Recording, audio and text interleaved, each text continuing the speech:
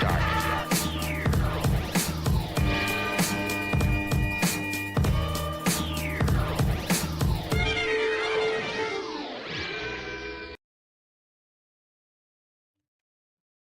Hello, and welcome to another exciting episode of the Comic Book Chronicles.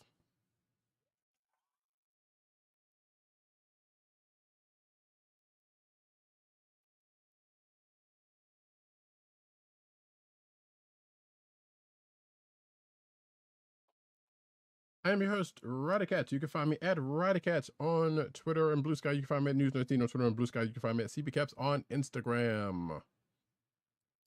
Carolina with Columbia down the way. And sound effects you've heard come from none other than our man in Brooklyn, 1agent_70 on Twitter, Instagram, Blue Sky, and Threads.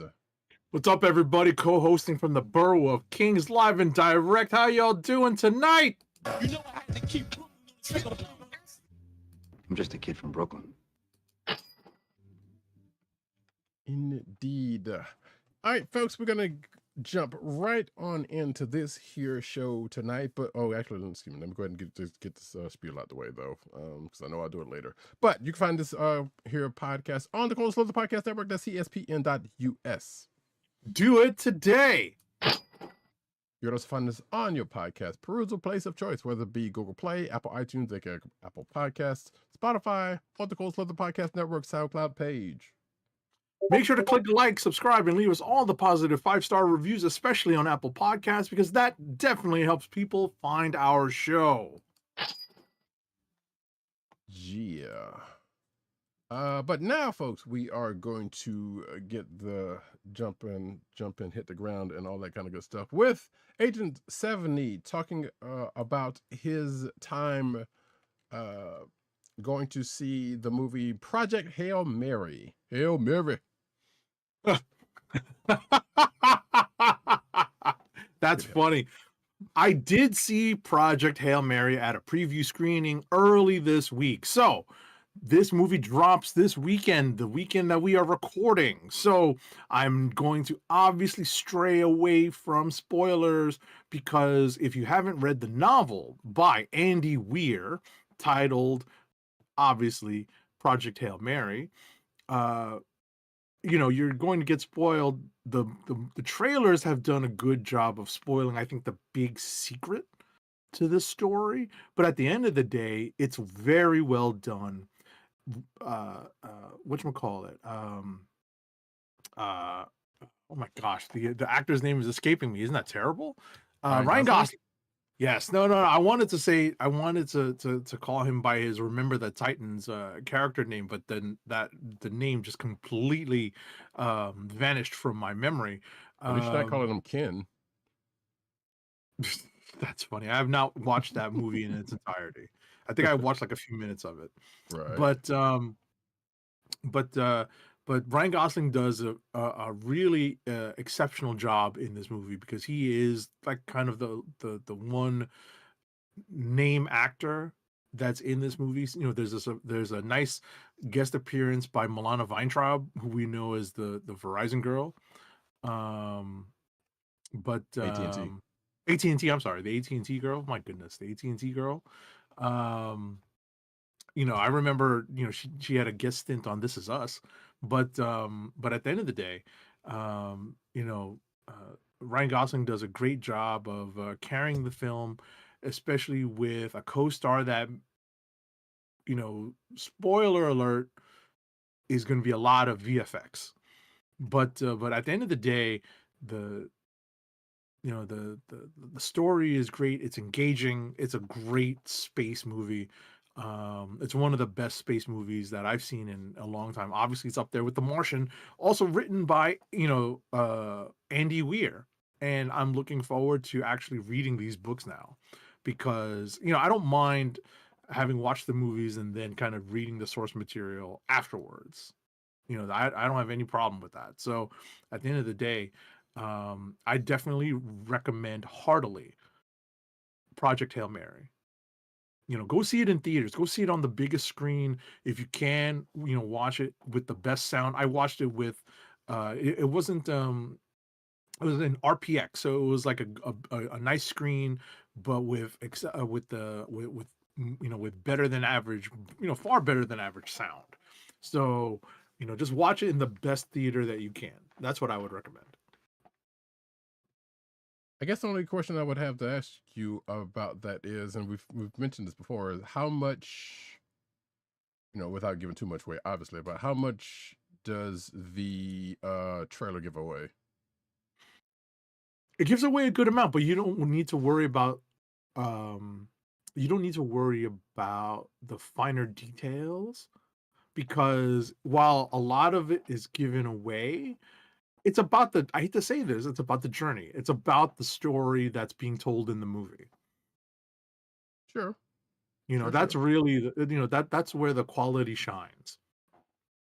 Right? The movie quality shines with that. It's not about, revealing what happens. It's about how we get there. And it's obviously not all given away in the trailer, but obviously there's a big deal, a big reveal in the trailer. But you know what? That's only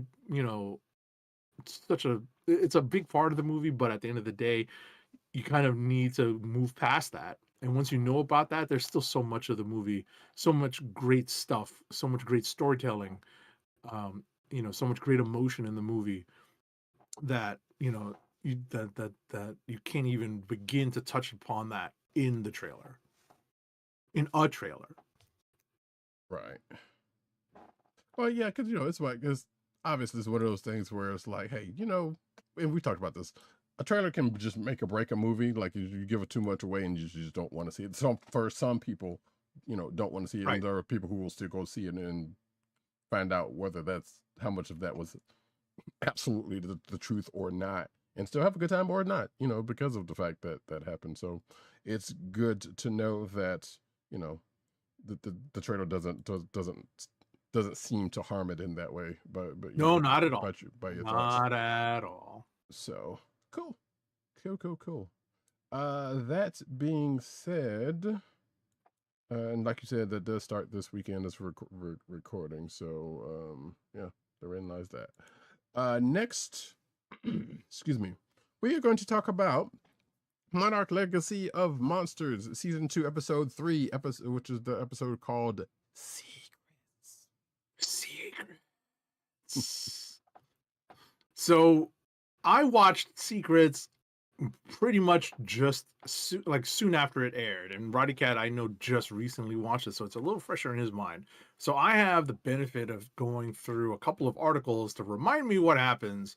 And yeah, there's people are going through it in this episode where we have the secrets being revealed from Keiko and Lee's time in Axis Mundi, not in Axis Mundi, but in the past, as they're on the hunt for monsters, that is. And we have what happens to I guess what the aftermath of what happened in Axis Mundi, immediately coming out of Axis Mundi with Kate. And yeah, that's like a big emotional thing going on, and that's being examined in this episode. So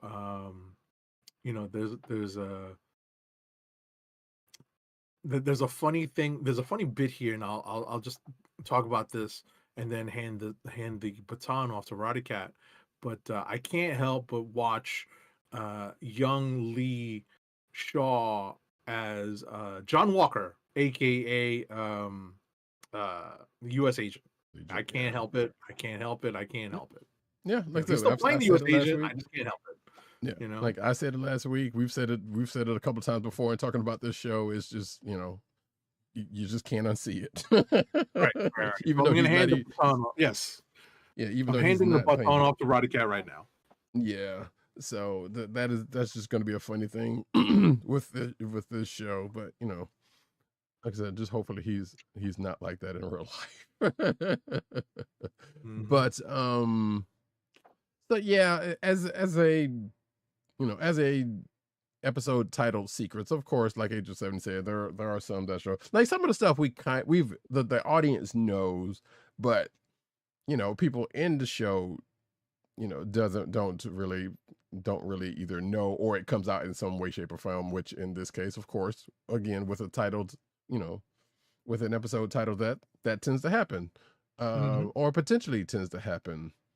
So, and of course, you either have people trying to keep a secret, or a secret coming out from a past thing, or a little bit of both, or people like, say, Kate, who after the last couple of episodes is like, you know what, I gotta go back home, which is also kind of funny given the fact that, one, we haven't seen her go back home. We haven't seen her at home since beginning of season 1, where everything happened.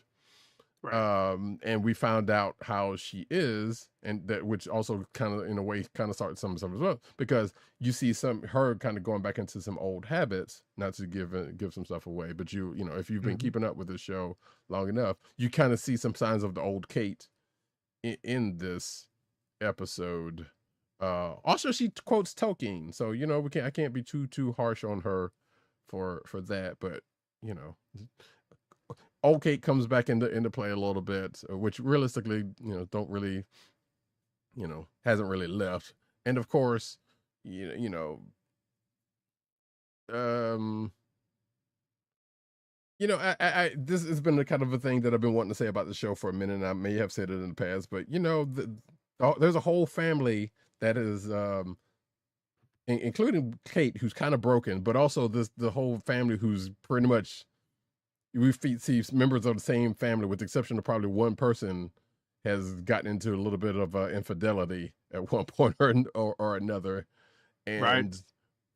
It's like, yeah, we've been seeing this since season 1, but we just didn't see how far it went, how far back it went up until this episode right here. So it's kind of funny for it to kind of all just be laid out there like it is, if you've been paying attention to it anyway, because like I said, and of course, at various times in the show, people kind of judging the other characters for said thing when they either end up or has already done something similar in the same. I'm like, yeah, this whole family is just all kind of just all kind of skeletons in the closet. Not necessarily skeletons, but all kind of messed up on that stuff.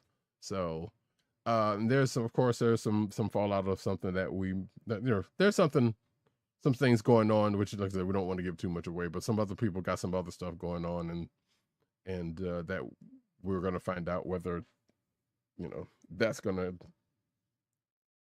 help or hurt anything, I guess, or whether what they're trying to do will actually go through like they're thinking it's going to, or not. And one other neat, interesting thing is that apparently the character of May, played by Kirstie Clemons,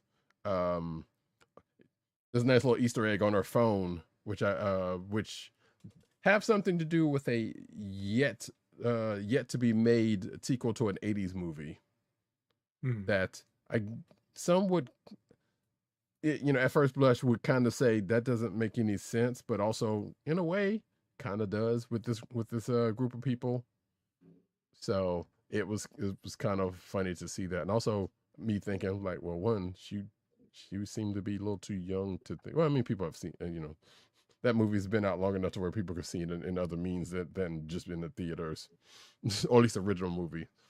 So it's kind of funny. But that being said, yeah, another good episode. Of course, you got the flashbacks in the past and the present stuff and stuff that kind of, and all of it kind of plays into each other. If the title didn't tell you anything, then it should tell you everything, basically. And that is Monarch. Yeah, season 2, episode 3. Secrets. And now we're gonna kick it back to Agent 70, where he actually got a chance to watch Invincible season 4, episodes 1 through 3. Where a busy week this week, folks. Yeah, it very much was. Wherein I knew about the show, but totally forgot about it, and until he reminded me right before the show, I was like, "Dang!" Because I saw they were going to be out there, and I saw how long they were going to be, and I was like, "Yeah, I'm gonna check it out when before it ends." And then it just blanked. Up Listen, until I he mentioned watched it over the course of 2 days just because it's the episodes are long. Mhm. So I'm just going to talk about episode titles because there's a lot to these episodes because they are roughly an hour each, right? 53 minutes, 50 minutes, and 49 minutes, respectively. The first episode is titled Making the World a Better Place. The second episode is titled I'll Give You the Grand Tour. The third episode is titled I Gotta Get Some Air. And there's a lot happening here, right? We are definitely coming right off of the ending of season 3. We're rolling right into season 4. And, Mark is in a, kind of a very dark place, right? While Nolan and Alan the alien are off on their own, not even side quests, but at the end of the day their own missions, and at some point they're all going to come together, but we know that it's going to take a while, and it's a pretty fun dynamic between Alan the alien and Nolan in this stage of Nolan's Omni-Man's kind of uh, this stage of his acceptance of maybe how much he came to care about his life on Earth, but at the same time, really, all that coming into conflict with his his loyalty to the Viltrumite Empire. So, there's still a lot of that stuff going on. We get check-ins with every major character that we're following. And that's pretty much all I can say about these 3 episodes without spoiling anything, because I know Roddykat's going to endeavor to watch these 3 episodes before next week, and because before we know it, we're going to have a 4th episode and we'll be recording next Thursday. I don't think that there's anything coming up next Thursday that's going to keep us from recording that day, but we're going to have a lot to talk about because Born Again is going to drop. We're gonna have another episode of Invincible. We'll have more Monarch. It's gonna be, like a cornucopia of stuff for us to talk about here at the Comic Book Chronicles. Indeed. One question: does at any time during those 3 episodes, does anyone say the title of the show? I mean, title of the episodes. Excuse me, because that is a thing that happens sometimes that you can remember. That's an excellent question. I honestly, they might, I definitely watched a lot of this stuff on the go. Mhm. So I might have, I might have heard it. I might not have. I can't say for sure. I watched a lot of this stuff on the go. This was definitely a commute. A lot of it was watched during my commute going into and out of the office today. I got you. It was just out of curiosity, because like that is one thing I've noticed about that show outside of the way the title treatment has happened. But Oh, absolutely, so, absolutely. so cool. And also, if I'm not mistaken, from what I understand, this season is basically what in anime terms would be a filler arc, because it's not in the comics, from what I understand. I But I have don't no know. idea. Yeah, I have no I'm idea. not sure. I remember they were saying that at the end of season 3 that that was going to be the case for this season, but neither one of us have read the comics enough or at all to know how true that is or how much of it will be that true, Right. So regardless, we're just here for the ride. That being the case, speaking of rides, we are going to ride out on over to, or some would say roll out, Yeah. over to the comic books of the week, starting with G.I. Joe number 20. G.I. Joe number 20. G.I. Hold on. Joe. I got you.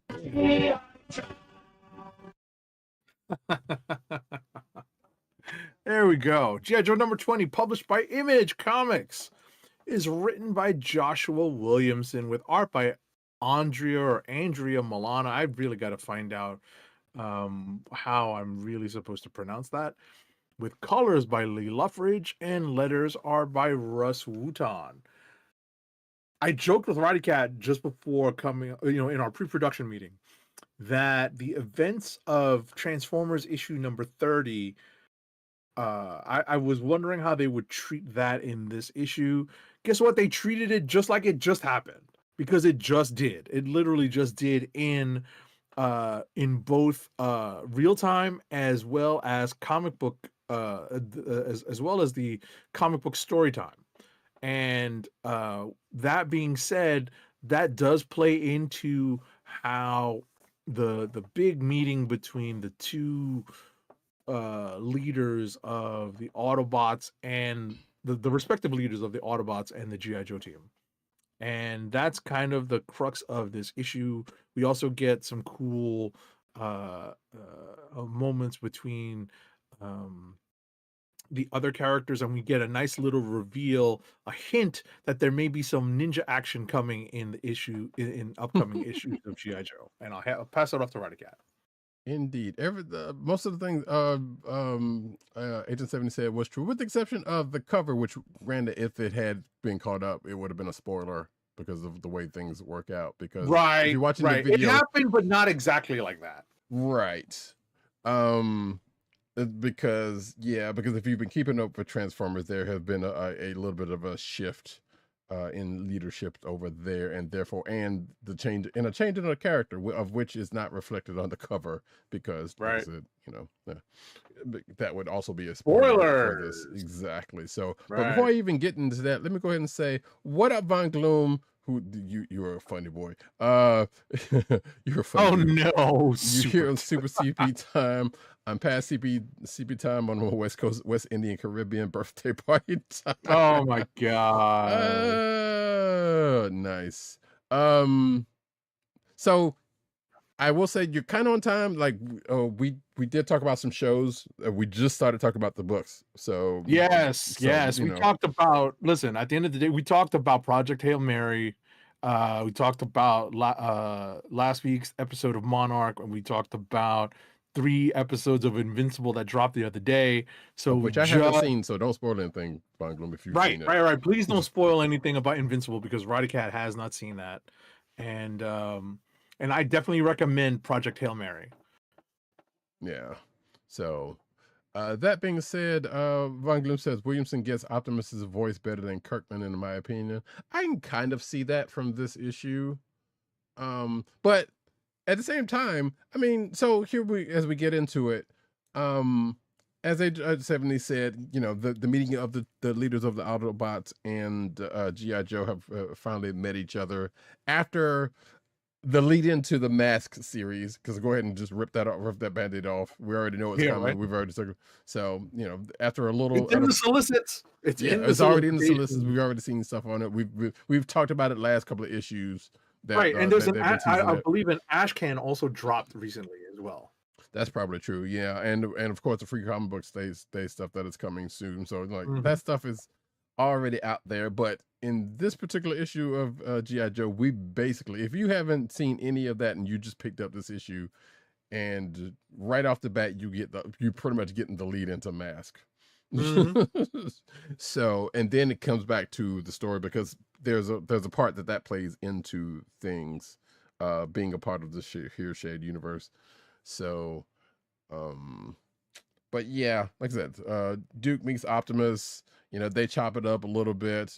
Duke kind of has a moment of, I guess, of clarity, some would say, because he got into this whole thing with a vendetta in his mind, and he come to find out some information that may or may not be true, honestly. Based on the history of the character that was talked about, I'm not completely convinced that character's completely off the board. And I'm trying to think about the way that character was kind of taken off the board in the first place. Would be to come back, or whether they could do cartoon fashion and they come back as a ghost. And if you know who I'm talking about, then you know who I'm talking about. But this particular issue is a potential click of the week for me, for everything that I just said, but also what Agent 70 just said, in that, yes, there are references to the Scarlet Scarlet miniseries that happens that suggests that yeah, they're trying to bring some folks into the, or at the very least one particular folk into the fold, or well, given who gave the order, off the board potentially. Right. But they don't, the characters don't know what we already know about what the character's kind of going through, or what's going on with that character. So or both characters specifically, but yeah, it looks like they're bringing some things together to the point. Now, is this potentially leading to, hey, we're to that one character coming into play? Potentially. Will we ever get a secret missions book? Special missions book? Doesn't seem to be on the table so far, but I'm still not counting it out. And they also haven't gone back to that whole Night Force thing just yet, but I'm pretty sure there's going to be an issue in coming up fairly soon, and that's probably going to address that. Right. But yeah, a lot of things happen in this particular issue, which makes it a potential click of the week for myself. This is a pretty pivotal issue because we have the kind of the setting of the directions of the of these two stories that have been kind of traveling in parallel, and this is where they intersect. Right. And we're going to have them kind of split off again, but at the end of the day, they're definitely going to be intersecting and crossing over more. Right. Excuse me, going forward. Right. Yeah, more publicly going forward as they were, because yes, we've, as they just said, yeah, we've had bits and pieces kind of in, more so in this book than the other book, but in the last few issues of the other books, like stuff has been kind of popping in there. That's tying everything together. And of course, when that third book comes into play, we'll see how that works out as well. And maybe even Void Rivals may even come into play at some point. We still don't know, because that's still kind of sort of off on its own, but still tied to the universe. So, and they still got that whole Quintesson War thing that they're dealing with. But there is some G.I. Joe. Well, there's some Cobra representation up in that book. Put it that way, or Cobra adjacent, I should say, in that book. So, and even there was a crumb in here that was referenced, and like there was like a character said, "Well, I'm gonna have to look into something because that didn't happen to anybody in my group." So I wonder how much of that is going to actually get acted upon, and in what way.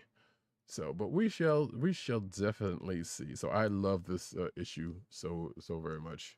And it was also kind of cool to see, Duke, and it is, from what I remember from G.I. Joe versus Transformers, definitely probably didn't go exactly this way. And actually now I feel like I kind of go on to read it, because I did see a copy. I mean, I did see a cover of one of the books like recently on Reddit for some strange reason, because I think somebody had picked up a copy of one of the issues, and it was the one particular issue where where the cover showed a character getting disassembled, let's just say. So, that kind of thing. But regardless, we just have to see where we're going from here. The only other thing I would just bring up for this book was, like, apparently there's a little thing between CoverGirl and Snow Job that I guess they might have been a thing at one point, because there was a reference there. So, I mean, in the cartoon, not so much, but in this particular universe, there's been stuff that is either not been an actual thing, that there's just been that they just bring up here, and or whatever, not the case may be. So, relationships that were not actually there in the beginning are now things in this universe, for a little bit of spice. Von Gloom says, wonder if Optimus's faction will get an official name. As far as I mean, maybe, but I suspect they're probably, given what happened, like, I'm not to spoil anything for anybody that happened. They still may probably be offhandedly going by the old classic name in places, or maybe even to themselves on the hush. So I wouldn't think they would even go through the trouble, but who knows? It's Kirkman. Duke doesn't seem close to Scarlet, so there might be, yeah. I mean, again, this is a different universe, so none of that, as far as we know, has not been set up or even said anything about it. As far as we know, I don't remember it had been suggested that maybe he and Baroness might have been something, but they don't, because of movie, Right. but they really haven't done too much with that either. So who's to say whether they're actually going to play with that or not ever, So when we'll have to see when Scarlet comes into play, whether they're going to do anything with that. And Von Gloops also says, or that might pull a Krakoan era X-Men and have two Snake Eyes, Jinx and Jinx fight for Scarlet's love. Yeah, nah, that's not gonna happen. I'm not seeing that one happen at all. We haven't even seen Snake Eyes yet, so. Well, that is also true, but at the same, but yeah, that's a bit much for.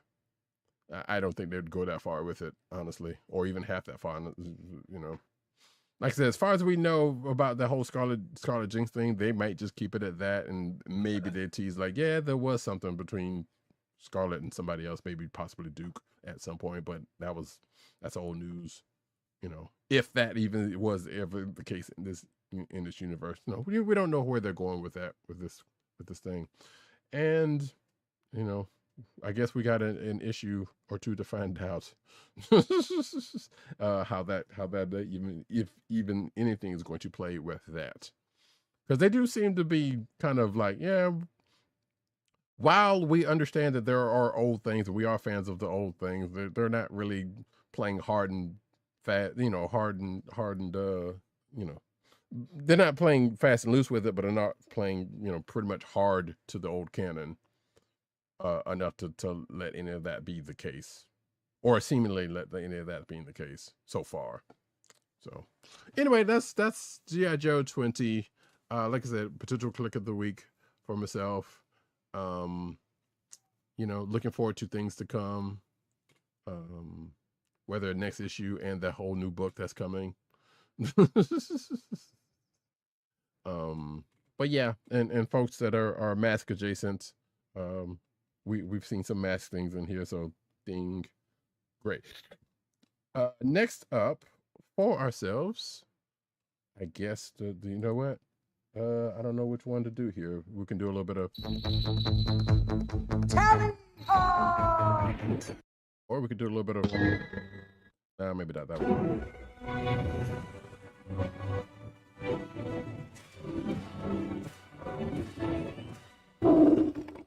I would throw in the classic.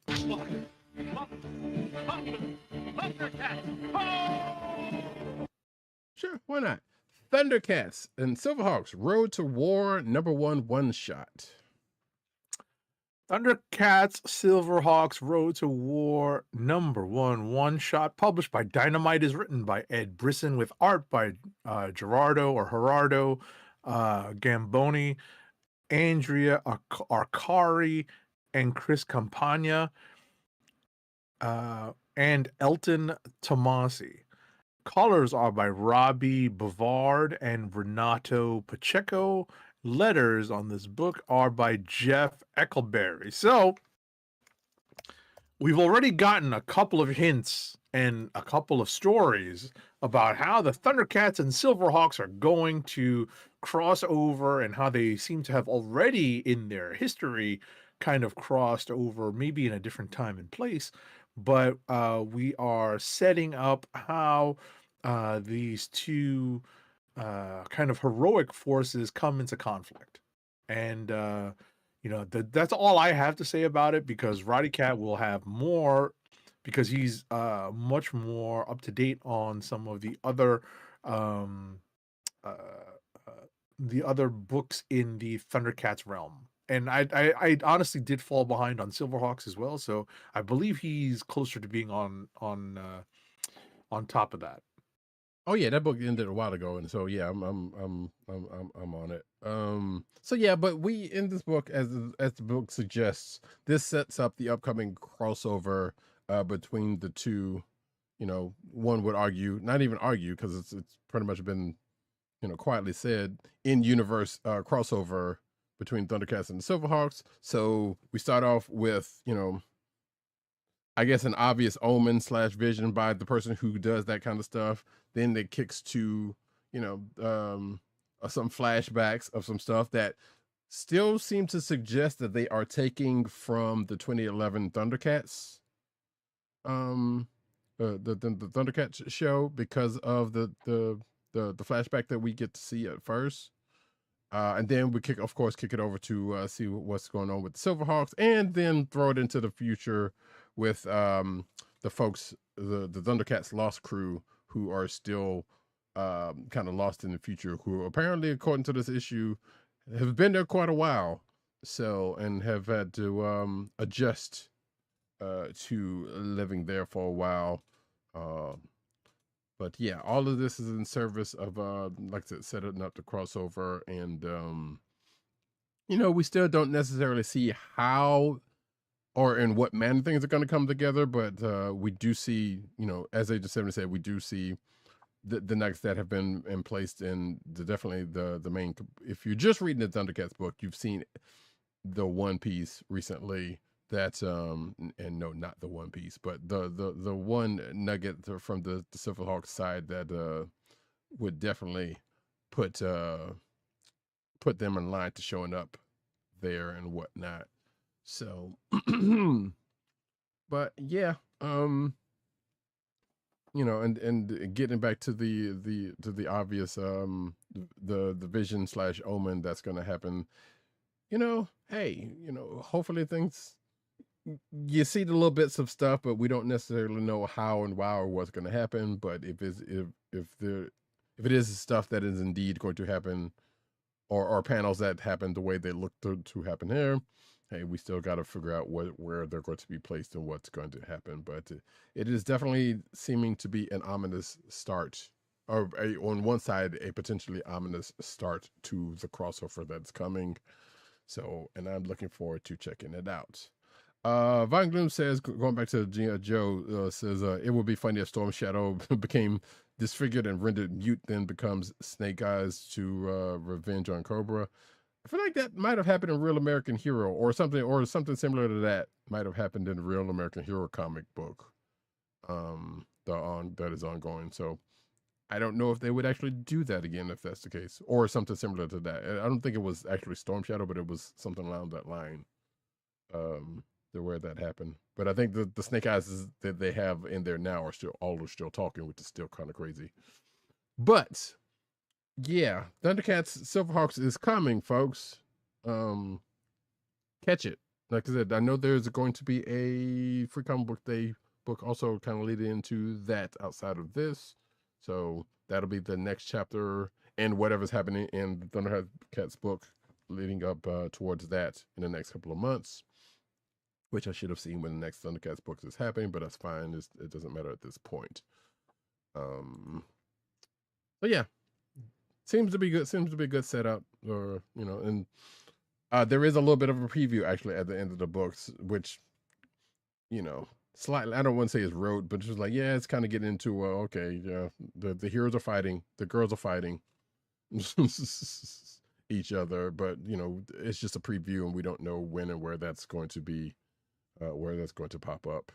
So presumably somewhere in the beginning of it, but we shall see.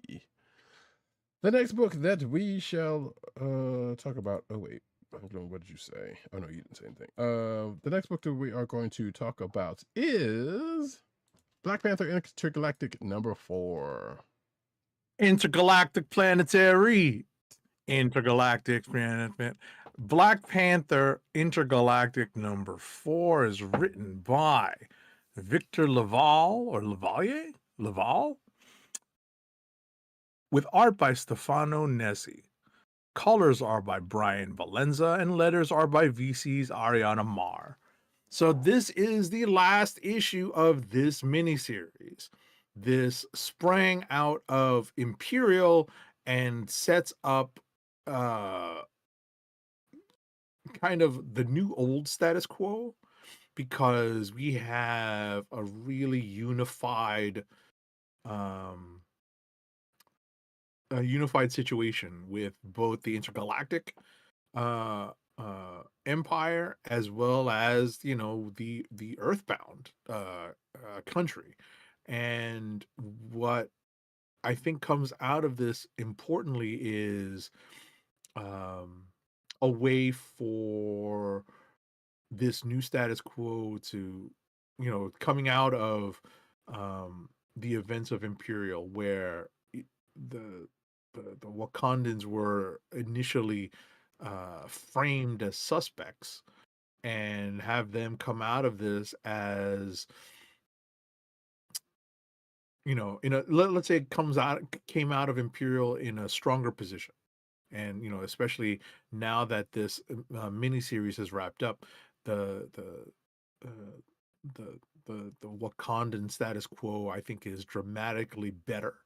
Or at least for me, you know, I can see a writer taking this and, you know, picking up this particular ball, you know, this handoff, and running with it moving forward. What did you think, Roddykat? Yeah, I agree, and I hope that ends up being the case, because I'm just going to go ahead and jump ahead and kind of slightly spoiler a thing that happens at the end of this, because yes, as you said, it's the last issue, but you know, T'Challa was still on that one on the one planet, getting hunted down by, you know, super powered imposter versions of folks that he's met, including one of himself.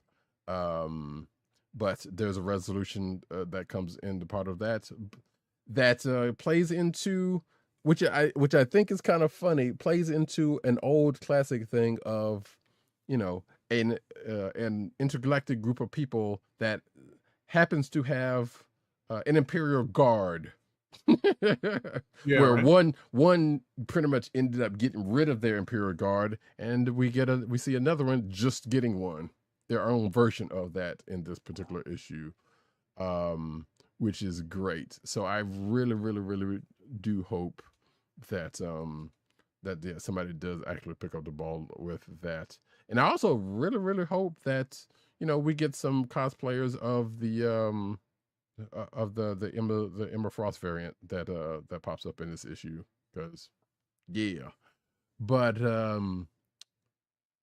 yeah, you know, like I said, it's kind of all's well that ends well. You know, T'Challa's basically like, F around to find out, you come mess with us, because I got my people now and we still out here.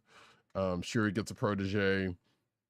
You know, it's also kind of funny that one of the new guard, it's called the Ebony Guard, so it's just already out there. But one of the Ebony Guard's name is let's just say a shout out to a Wu-Tang Clan member.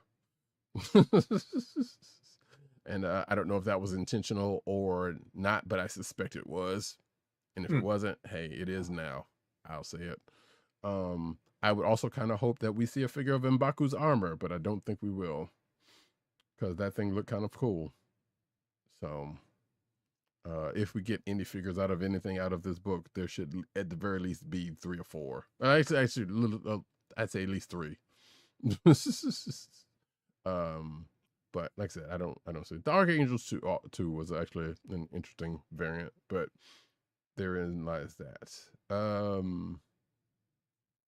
But yeah, it was a good issue, particularly because of the week for myself, and yeah, I was like, I really do hope that somebody picks this up and they keep going with this, because seems something that is ripe for adventures and stories and whatnot on that front. Von Gloom says he's glad they didn't continue the trend of Otto Blacktavius with the other black clones. I mean, that's probably still his name, though. They just gave him a code name, that's all. So, you know, your name is still Blacktavius. So, you know, I don't think that part has changed. They just, you know, just call him by his code name now. So, but yeah, enjoyed that issue. Hopefully they'll continue to take it up. We'll see if that ends up being the case. Last book that we have in common is still out there in the space zone area, if you will. Planet She-Hulk #5. Planet She-Hulk #5 is written by Stephanie Phillips with art by Aaron Cooter. Colors are by Sonia Obach. And letters are by our favorite lettering Python. He's got a lot of books out there this week. VC's Joe Caramagna. So this issue picks up right where we left off with a surprise turn of events, in the gladiator ring. And I think the big deal for this, and this is actually a surprise candidate for Click of the Week for me, right? This is definitely a candidate for Click of the Week for me, because Stephanie Phillips pulls out an old reference that goes all the way back to Planet Hulk. And when I saw that, I was like, oh, I don't know when we last saw this character. And when I saw that this character had been integrated into this Planet She-Hulk storyline, I couldn't be happier. And that's really my highlight for this issue. So I think we might be nearing the end of this Planet She-Hulk run. I think the last issue is going to be #6. I don't know if there's anything confirming that, but that seems to be what's implied. But this is very much one of the best issues of this series, and a clear candidate for Click of the Week for myself. What did you think about it, Roddykat? I also agree with you that is a potential Click of the Week. It was a lot that happened in the book, but not a whole lot that happened in the book, if that makes any sense. Because, the revelation of the person that Agent 7E, mentioned, like, I did not read Planet Hulk, so, or even World War Hulk. Yeah, stop it, whatever. It'll get there. It'll happen. If we get back to it, we'll get to it. But I at least know enough to know of where this person, where the affiliation of this person comes from. So I knew that part, and I was like, okay, cool. That's, at least there was a tie there for me to be like, oh, okay, nice, that's cool. But the part about this book that kind of was kind of sad, but also probably, I guess, possibly obvious to some folks who were paying closer attention, is that, like, damn, Jen's got to square up on the one person that she had, the closest person she had to a friend on Sakaar, Right. this whole time, who could also, potentially beat her behind, for reasons in this issue. So, and yeah, I honestly, I've, up until getting to that last panel of the book, which is actually a pretty good panel. There's a couple of pretty good panels in this issue, by the way, one of which you will probably see, or maybe both of them, you'll see on CB Caps at some point, if I keep that back up. But, Jen kind of has a moment of realization, so, which, and going through what happens with this issue, may bring her to a turning point, and may have her rethinking, what she's going to be doing in the future.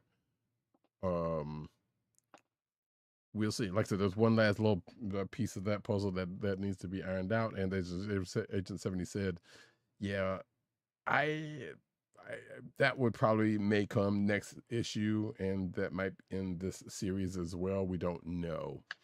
So Right. the Well, original, according to, I was about to Go say ahead. in the chat. Sorry, forgive me for interrupting. In the chat, it seems like Von Gloom has said that Stephanie Phillips has confirmed on TikTok that issue 6 will be the last Planet She-Hulk.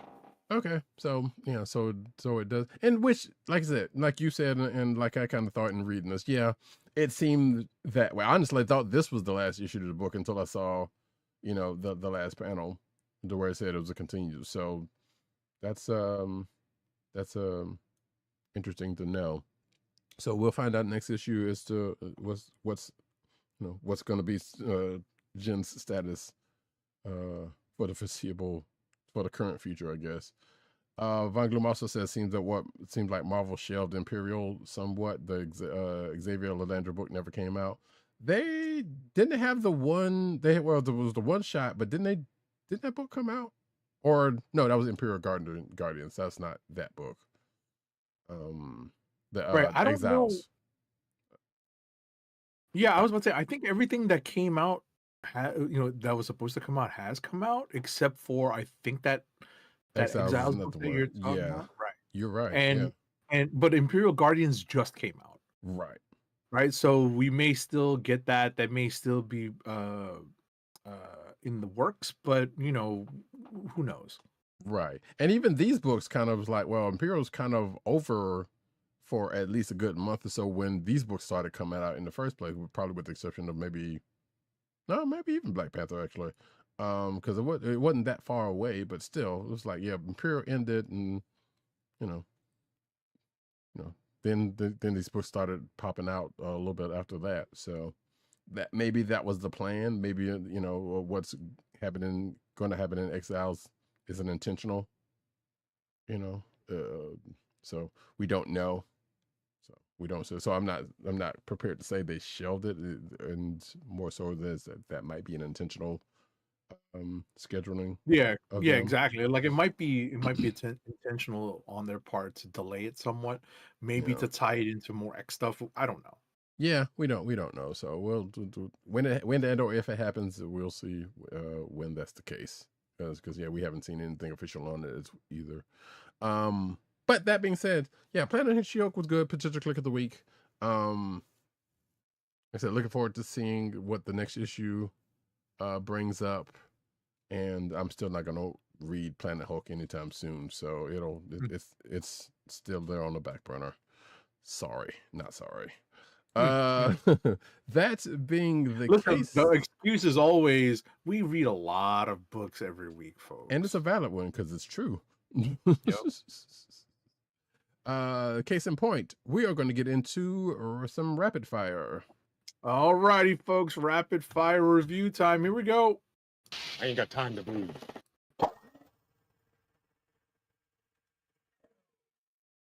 First up for me is Nightwing number 136, published by DC. It's written by Dan Waters with pencils by Dennis Cowan, inks by Norm Rapmund, colors are by Francesco Segala, and letters are by Wes Abbott.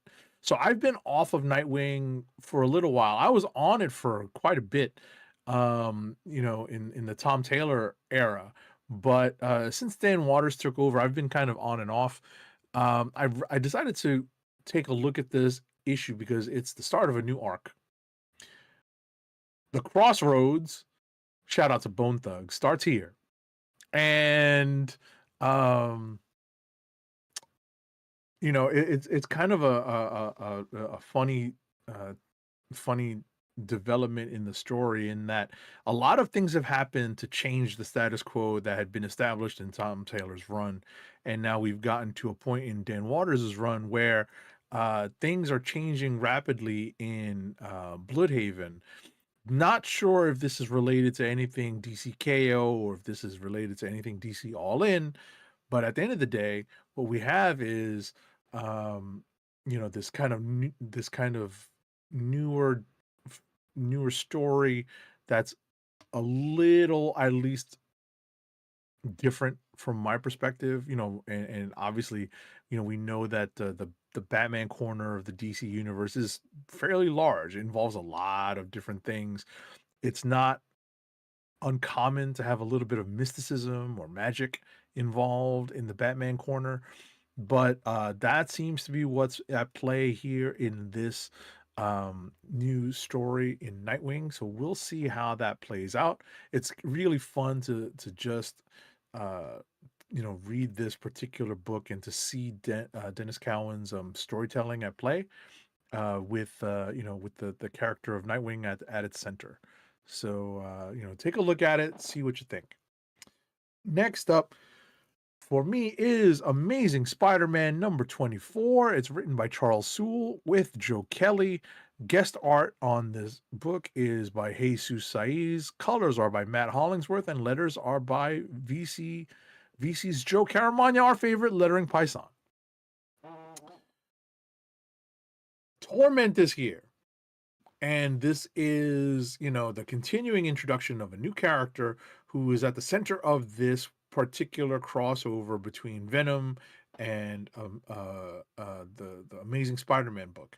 And you can see, on the main cover, the A cover, you can see Roddykat has posted that in our video feed, and you can see that Torment is, Mr. Spiral. And we have yet to see how Torment seems to be connected to not just Spider-Man and Venom, but also Carnage. And that is all going to be revealed presumably during the course of this series, or this mini series, this crossover. Next up is Captain America #8. It's written by Chip Zdarsky with art by Jan Bazaldua. Colors are by Romulo Fajardo Jr. and letters again are by our favorite lettering paisan VC's Joe Caramagna. Cap is on the move in Latveria looking for the resistance fighters while he's kind of made contact with a former comrade in arms who's taken over Latveria in the wake of One World Under Doom. And yeah, things have things are basically turning out in the whole you know things are turning out poorly when it comes to what they're discovering in terms of what happens in the wake of regime change, right? So we can see how this is all going to develop going forward. General Thunderbolt Ross seems to be one of the main antagonists in this story, and if you take a look at some of the solicitations for Avengers Armageddon going forward, we're starting to see that the Red Hulk is going to be moving front and center as a main or primary antagonist to our heroes. Next up is Cyclops #2 of 5. It's written by Alex Paknadel with art by Roge Antonio. Colors are by Fair Cifuentes Sujo, and letters again are by our favorite lettering paisan, VC's Joe Caramagna. I've said Joe Caramagna a lot. I'm going to take a sip of water. I should do that every time I say his name. This issue finds Cyclops on the run from the latest version of the Reavers that are now hunting him down.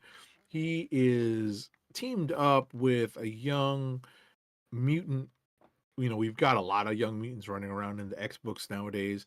And this is one who is definitely a Gen Z. You got to love these Gen Z mutants, and us all feeling old alongside Cyclops and dealing with these new youngins. And they're getting along poorly, but then tolerating each other by the end because they are relying upon each other for survival. Next up is Mark Spector Moon Knight #2. It's written by Jed McKay with art by Devmalia Pramanik.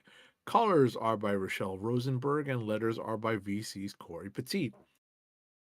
We have the expected return, the unsurprising return of an old foe, a major antagonist for Moon Knight. Moon Knight doesn't have like the biggest rogues gallery, and there's some meta commentary by one member of Moon Knight's rogues gallery in this issue, talking about the reveal of another member of Moon Knight's rogues gallery and how they're kind of treating themselves, or how they're treating how they would treat each other, or how they would characterize each other as particular members of Moon Knight's rogues gallery.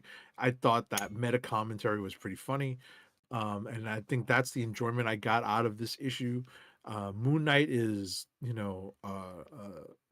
just seems to be a favorite of Jed McKay, and everything is always slightly on the Bat Guano side of storytelling when we're dealing with Moon Knight.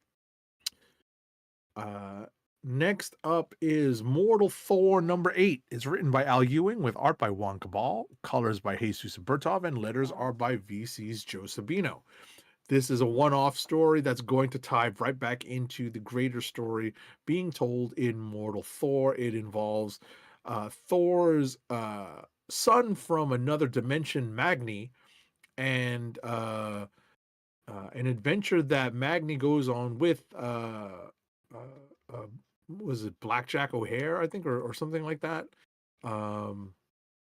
It's one of those rabbit characters. It's not Bucky O'Hare, but it's, I think, related to that story.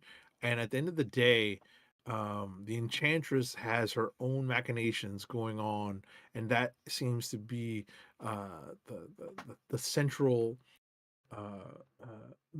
the central axis for Magni's story that's being told in this issue, and the story that's being told in Asgard while Thor is on Earth. And we all know now, right? You have to remind yourself that there are side effects or real effects to the connection between Midgard and the rest of the realms, or Asgard and the rest of the realms being broken, right? There are real ramifications to that, and that is the whole point of this Mortal Thor story. This story is probably going to come back around and tie itself into the greater Mortal Thor story going forward. It's probably going to be important to remember this story as the story in Mortal Thor continues. And that's it for me.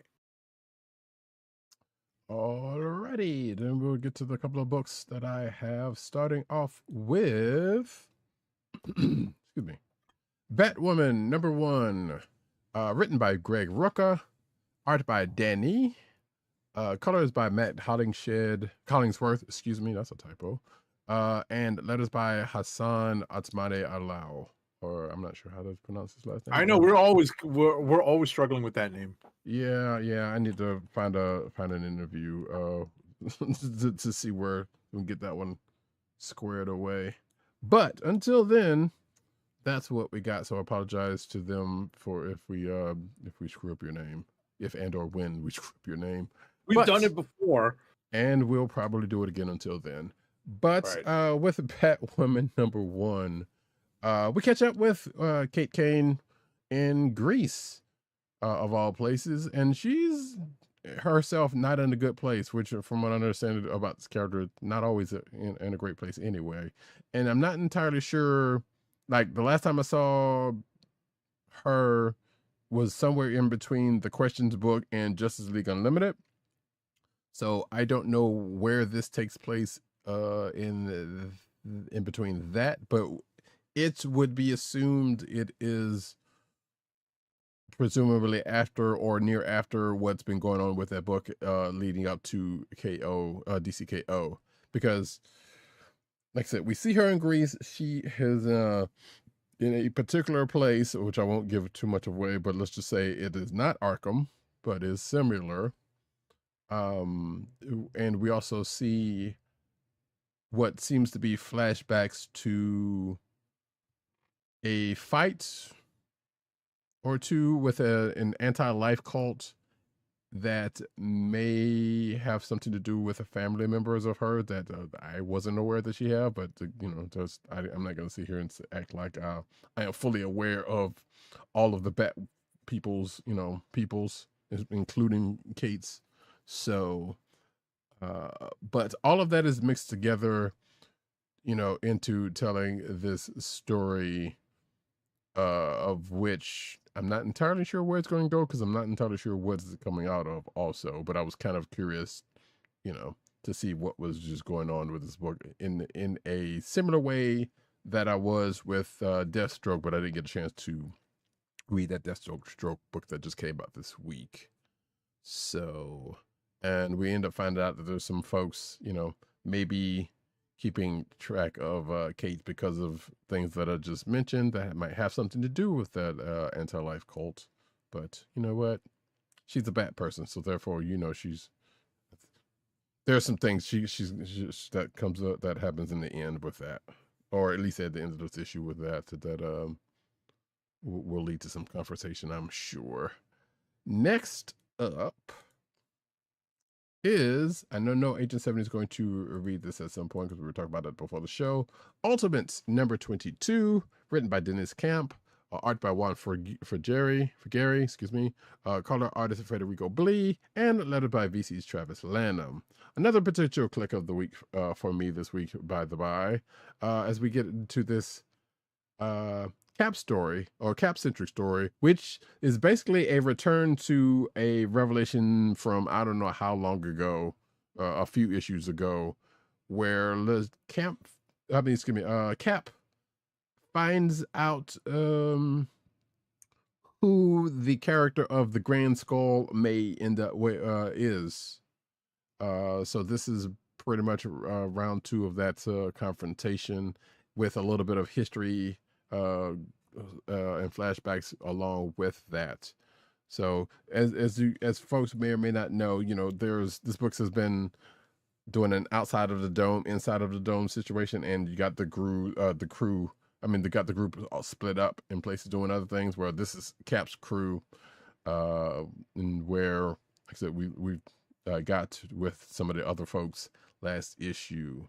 And of course, all of this is leading to issue 24, where the Ultimates is going to bow out of the universe, or at least bow out of their own book, and whatever's going to happen in that last big event that's going to kill this universe off, that is coming up. But yeah, it's a good read. Like I said, it's slightly kind of sad in a spot or two, but it is. Agent 70 mentioned something about, as he was trying to skim through stuff, slightly MCU leaning in a way, but not to the point, not in a way that you would, initially think so. I will say there is, as we spoke about earlier, with a punchable agent, aka a punchable Cap, also shows up as a version of another character in this book for reasons. So I'm like, well, good. Give us another reason to punch that character. That this one makes sense. So that's all I'll say about Ultimate 22, outside of the fact, like I said earlier, potential click of the week. And that was a misspelling right there. Last book that I have is Sorcerer Supreme number 4, written by Steve Orlando, art by Bernard Chang, color artists Ruth Redmond, Eric Arciniega, and Rod Fernandez. Letters by BC's Joe Sabino. So this is basically Wanda versus Agatha round, I think, 3 at this point. Because they've been kind of squaring off a couple of times in the last 4 issues. But in this particular case, it takes a turn because I have some outside influences kind of takes matters in their own hand in their way. Or from what I'm saying, like I said, admittedly, I kind of skimmed this book, but I was kind of reading it at the beginning. But like I said, once it got into there, I kind of had to speed up because we were trying to get ready for the show.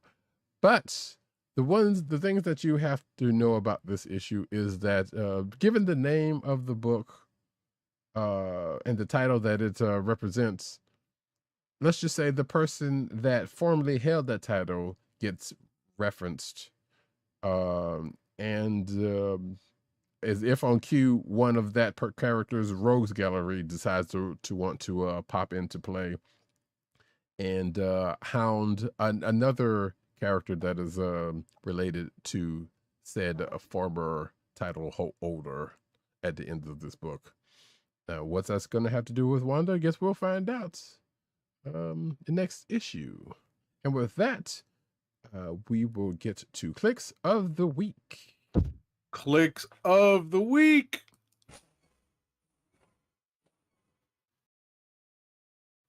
Oh yeah. You It's already one of have those books where I actually have a lot to choose from. Yeah, same. There's definitely a couple as been mentioned, but what do you have yours?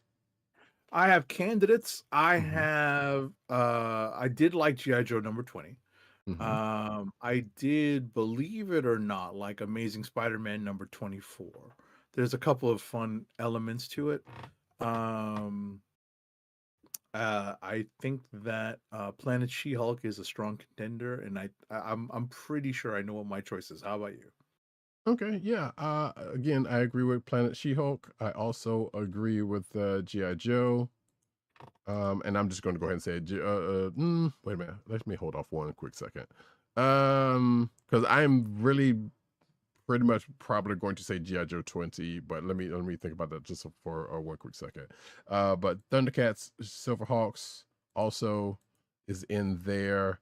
Black Panther, Intergalactic, also a definite strong candidate. And Ultimates, I think I did say, yes, I did say Ultimates 22 is also in that. Now the strongest candidates for me in that are G.I. Joe 20 and Ultimates and probably Planet She-Hulk, honestly. Those are the three. Um I've got mine. I do too. I'm gonna just go ahead and say it like it's already been pulling at me since I read it. So G.I. Joe 20 is mine. Nice. Yeah. Nice. I'm going to go with Planet She-Hulk number 5. Oh, goody. Okay. Yeah, that was definitely a great read, and like I said, looking forward to seeing where that goes with coming out of next issue. So, but yeah, I'm looking forward to seeing Agent 70 catch up to Ultimates and seeing what he thinks about this particular issue, even though he's kind of skimmed a little bit of it. Yeah, I know what happens. I just need to read it in full. Yeah, to get the full weight of it. So, but yeah, so G.I. Joe 20, Planet She-Hulk, the other stuff that we mentioned, if you're a ThunderCats, SilverHawks fan, brace for it. If you're a Mask fan, you might as well brace for that too, because that's coming. Right. But with that, and I'm not saying that, as a down point, because hey, I'm a G.I. Joe 20 definitely kind of stoked the fires of that a little bit more with the lead in to it, which again we knew coming. So, but that being the case, we are going to go into the news section. But first, an ad read.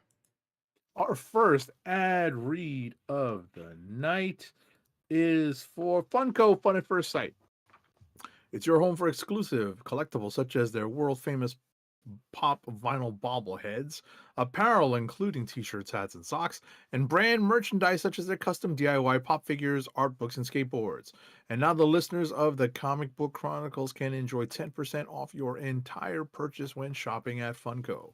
To place your first order with 10% off and to help keep our show free for you, go to our network website at cspn.us, that's cspn.us, then click on the Keep Our Podcast Free link at the top of the page.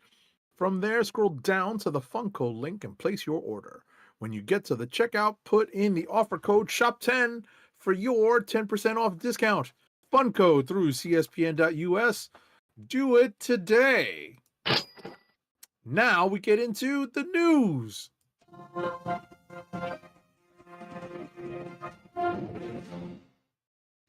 Cinematic news as we do about this time. Marvel's New Mutants. What we know about the next mutant-powered phase of the MCU. So this is just one of those, hey, this is pretty much all the stuff that you probably already know about, but, we're just making some content out of it. Which, you hate to say it like that, but hey, articles like this happen all the time. So yeah, this Polygon article is pretty much breaking down what, all of the stuff they believe is coming up based on the information that's already out there. As I pretend to pull up another thing, there you go. So it looks like this is going to be youth focus, which would kind of make sense. They've been kind of skewing stuff younger with some things in the MCU now because they want people to be able to do a few movies at that. So and then it kind of goes into that. You know, I'm not going to go through this whole article, but there is a Kamala Khan sighting, and this as they're, you know, guessing could be a part of things. So, which is cool because they don't think they have done anything with that character in a minute. So, and apparently, according to this article, see, Disney has claimed 4 dates for untitled Marvel Studios movies in 2028, and X-Men could be amongst them. If you're watching the video version, you can see said dates. We also know that X-Men 97 is coming up fairly soon.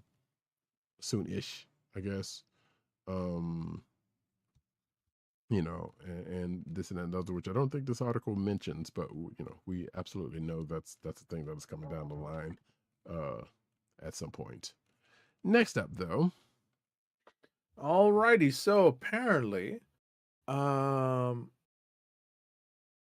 an interview with Screen Rant's Ash Crossan on the Saturn Awards red carpet, Paul Bettany addressed what Marvel fans can expect from Vision Quest, and he also teased Ultron's MCU return. Both Paul Bettany and showrunner Terry Matalas spoke with Screen Rant, and Paul Bettany says that you know he kind of describes what they're going for with this Vision Quest series as well. He also mentions that they are reuniting with James Spader, the voice of Ultron, in this series. They also the showrunner Terry Matalas says that he can't talk too much about the show, obviously, because they don't have a release date and there's a high level of secrecy. You know, the Marvel snipers were out in force. And yeah, you know what? We're just gonna have to wait and see with this stuff.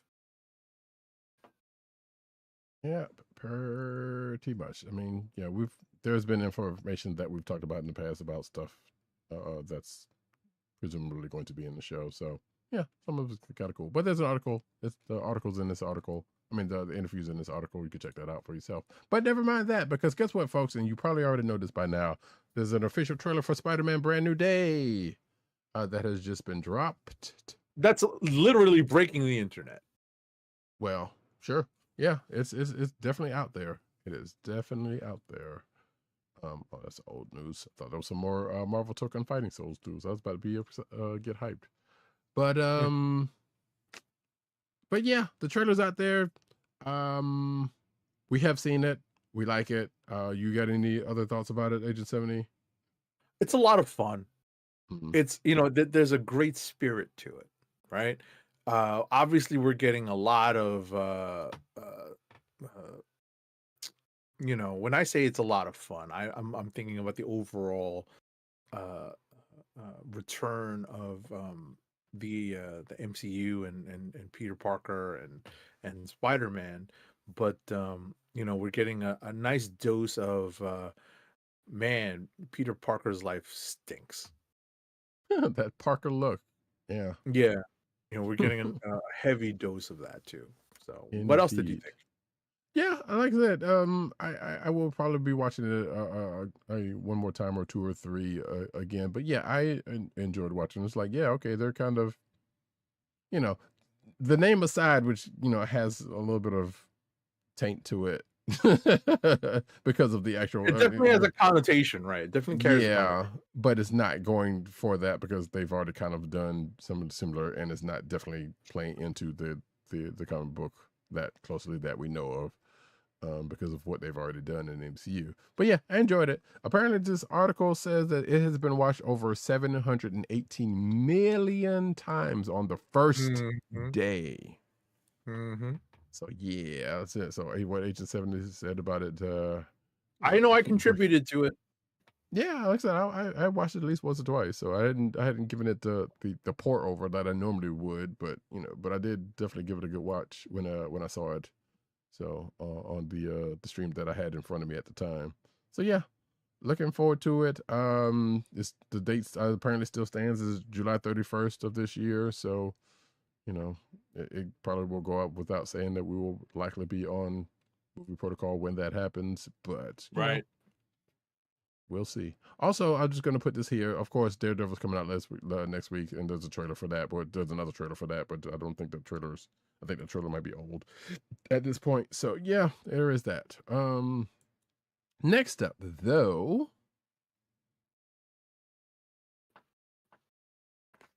I guess this is mine.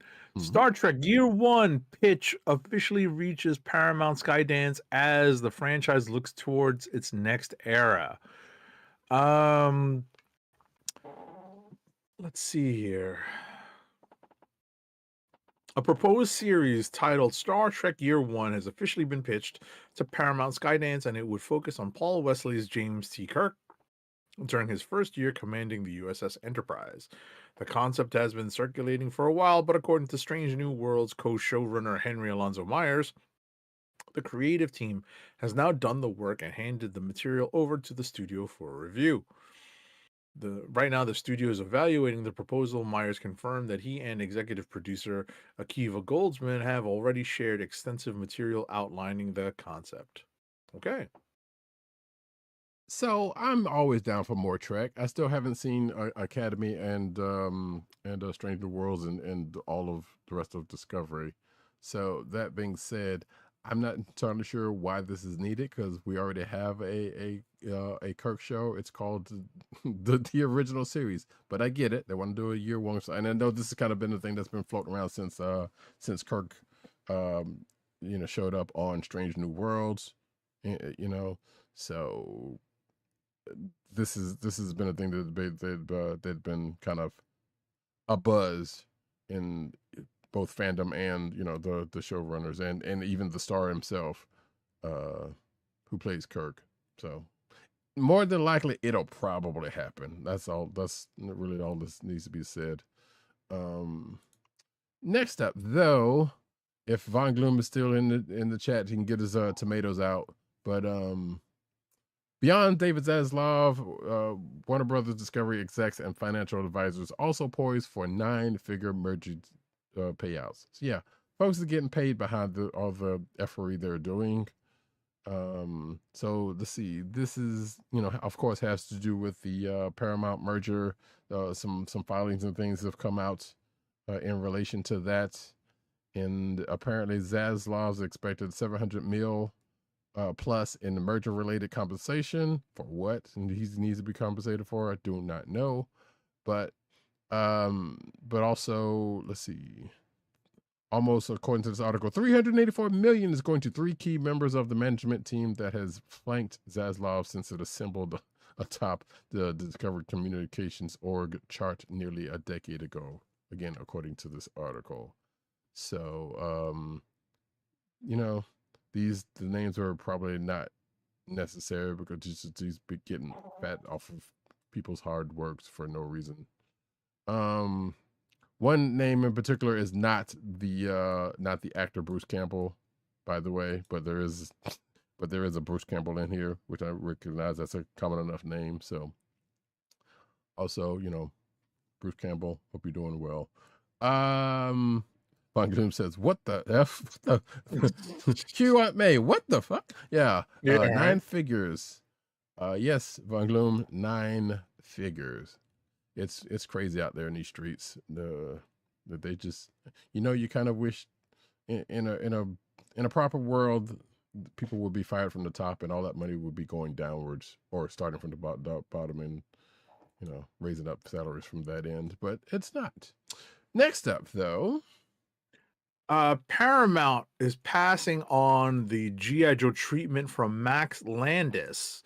So Max Landis, who we know is the son of Trading Places director John Landis, was engaged by the studio and the toy maker earlier this year for a script treatment surrounding G.I. Joe. New film leadership at Paramount is prioritizing the relaunch of this IP and others, including Star Trek. The aforementioned Star Trek. Paramount passed on Landis's treatment for creative reasons. I feel like the translation. Studio is still... Go ahead. I'm sorry. Go ahead. I'm sorry. The studio is still in talks with and awaiting scripts from other writers, including the Righteous Gemstones star Danny McBride. Right. You were 'Cause that saying? was the thing. Yeah, that was the thing. We had also talked about it when this thing got brought up. But I was about to say, translation, oh shoot, we thought people forgot about this what this dude did. So, you know, but there has been much ire about this out there on the internet. So yeah. And also, you know, just because they pass on it doesn't mean things don't end up happening, especially with the people behind Paramount at this point. I wouldn't, and that whole merger thing. I feel like there's some scumbags back there that could be sliding some stuff in. We don't know. So publicly passed doesn't necessarily mean that's probably the end of it, but you know, if it is, great. And yes, if you were wondering the what Landis's transgressions were, it's in this article. You can check it out for themselves. Von Gloom says, talking about Zaslav for being a blight on creativity and all artistic endeavors. It's a little strong, but probably not wrong. About Zaslav, but why is it? Wait, hold on. What just happened there? Because that should not be coming up again. Sorry, that was my fault. Here we go. Felicia Day will crowdfund a movie spinoff of The Guild this summer. Quote, we have the whole original cast back and we had a reading just the other day. I almost cried. So yeah. I don't think I've ever even watched The Guild like that, but I have heard of it because I had heard of Felicia Day being from it. So therein lies that. So is this what Day wrote and produced The Guild and starred in it, which is basically about a group of World of Warcraft style MMO players whose lives get messy when their guild members start meeting up offline. You know, I believe people pretty much enjoyed it back in the day when it was on the internet. It's probably still out there on the internet, but you know, but that's how she came to be known out in these nerd streets. So therein lies that. Don't see a date for anything or who is picking it up. It's probably going to be an Amazon thing, more than likely. But yeah, there you go. Next up. All right, after a week of teasing, it turns out that the Firefly cast is reuniting for an animated series, maybe. So, you know, the word is maybe because as Nathan Fillion and the others revealed during Washington D.C.'s AwesomeCon, this has not yet been picked up by a streamer yet, but the idea is for Fillion, Gina Torres, Alan Tudyk, and the rest of the living cast to reprise their roles from the cult classic series in another medium set between the show's first season and the 2005 film Serenity. The show would tell more of the crew's exploits and keep the established lore going while filling in new details about the universe. Instead of Joss Whedon at the helm again, it's Mark Guggenheim and Tara Butters working as showrunners. Okay. Right, so the show will be without Josh Whedon's quote-unquote particular stink on it because he also kind of got caught up in the Me Too movement and such and things back in the day. But I thought I heard something about the Adam Baldwin thing, but I don't know anything about that. But yeah, so there are a lot of fans of Firefly out there. I have counted myself as one of them, and definitely a fan of a couple of the cast members. We don't need to go into all of that. So yeah, this is interesting to see if this ends up happening. Very much, but as if you go into the clickbait section, I'll just mention this real quick. Gizmodo decided to do an article saying, hey, there's an animated Firefly already existed and it's called Outlaw Star. I, as a fan of Outlaw Star, you know what? Yes, give Outlaw Star some shine. In fact, I ended up watching a little bit of it recently. It's not exactly a Firefly. So this article is not necessarily corrected in its assertion. Like, yes, there's Western elements. Yes, it has space elements, but it's not necessarily the same. But do watch Outlaw Star because it's a good anime. Just saying, and it's short. That being said, though, hey, guess what, folks? The Buffy reboot is dead at Hulu. Sarah Michelle Gellar says, if the apocalypse actually comes, you can still beat me, as a reference to something she said on the original show, if that wasn't apparent. So yeah, sounds like that's not it's not happening. I guess here's a quote that she did on Instagram. I'm really sad to have to share this, but I wanted you all to hear it from me. Unfortunately, Hulu has decided not to move forward with Buffy New Sunnydale, she said in a video posted recently. I want to thank Chloe Zhao, which now that makes sense is why she was coming out and saying something, because Chloe Zhao kind of came out there was like, yeah, I knew it was going to happen. I knew it wasn't going to get picked up or something along those lines. But anyway, Geller says, I want to thank Chloe Zhao because I never thought I would find myself back in Buffy's stylish yet affordable boots. Thanks to Chloe, I was reminded how much I love her and how much she means not only to me, but to all of you. And this doesn't change any of that. And I promise if the apocalypse come, actually, you can still beat me. End quote. So, cool. Which, if I'm not mistaken, she's in that Ready or Not movie coming up with Hugo's daughter and Elijah Wood or whatnot, if I'm not mistaken. So she's keeping busy. Next, I was about to say, and Chloe Zhao is, obviously, yes, got plenty of stuff going on, having had Hamnet being nominated for an Oscar. Just is that just the her? other I didn't know. Okay. Yes. Okay. Cool. Yeah. So yeah, Chloe Zhao's also busy. She's got plenty of stuff to direct. Yeah. So that's good on them. Von Gloom says Gizmodo need to shut their filthy mouths. Wow. not much care for Gizmodo though. Although that's probably I think a couple of people have said at this point. So for reasons. Also, Von Gloom says Cowboy Bebop is a closer analog to Firefly. Kinda, yeah. There's still, like I said, similar elements. And yeah, a little closer, but still not quite there because of things. But yes, I would agree with that as well. Anyway, next up.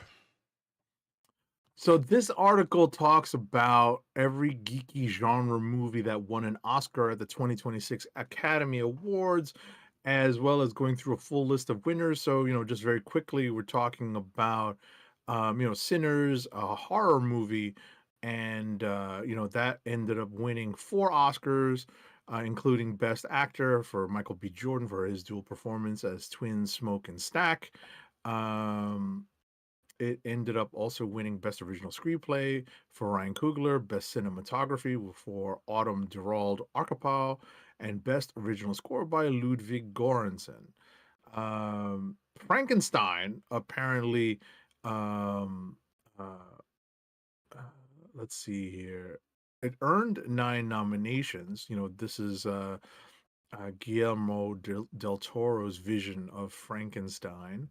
And the film ultimately took home 3 Oscars for Best Production Design, won by Tamara Deverell and Shane Vio, Best Costume Design by Kate Hawley, and Best Makeup and Hairstyling by Mike Hill, Jordan Samuel, and Cleona Fury. I don't want to talk about Avatar Fire and Ash, but it did win visual effects Oscars.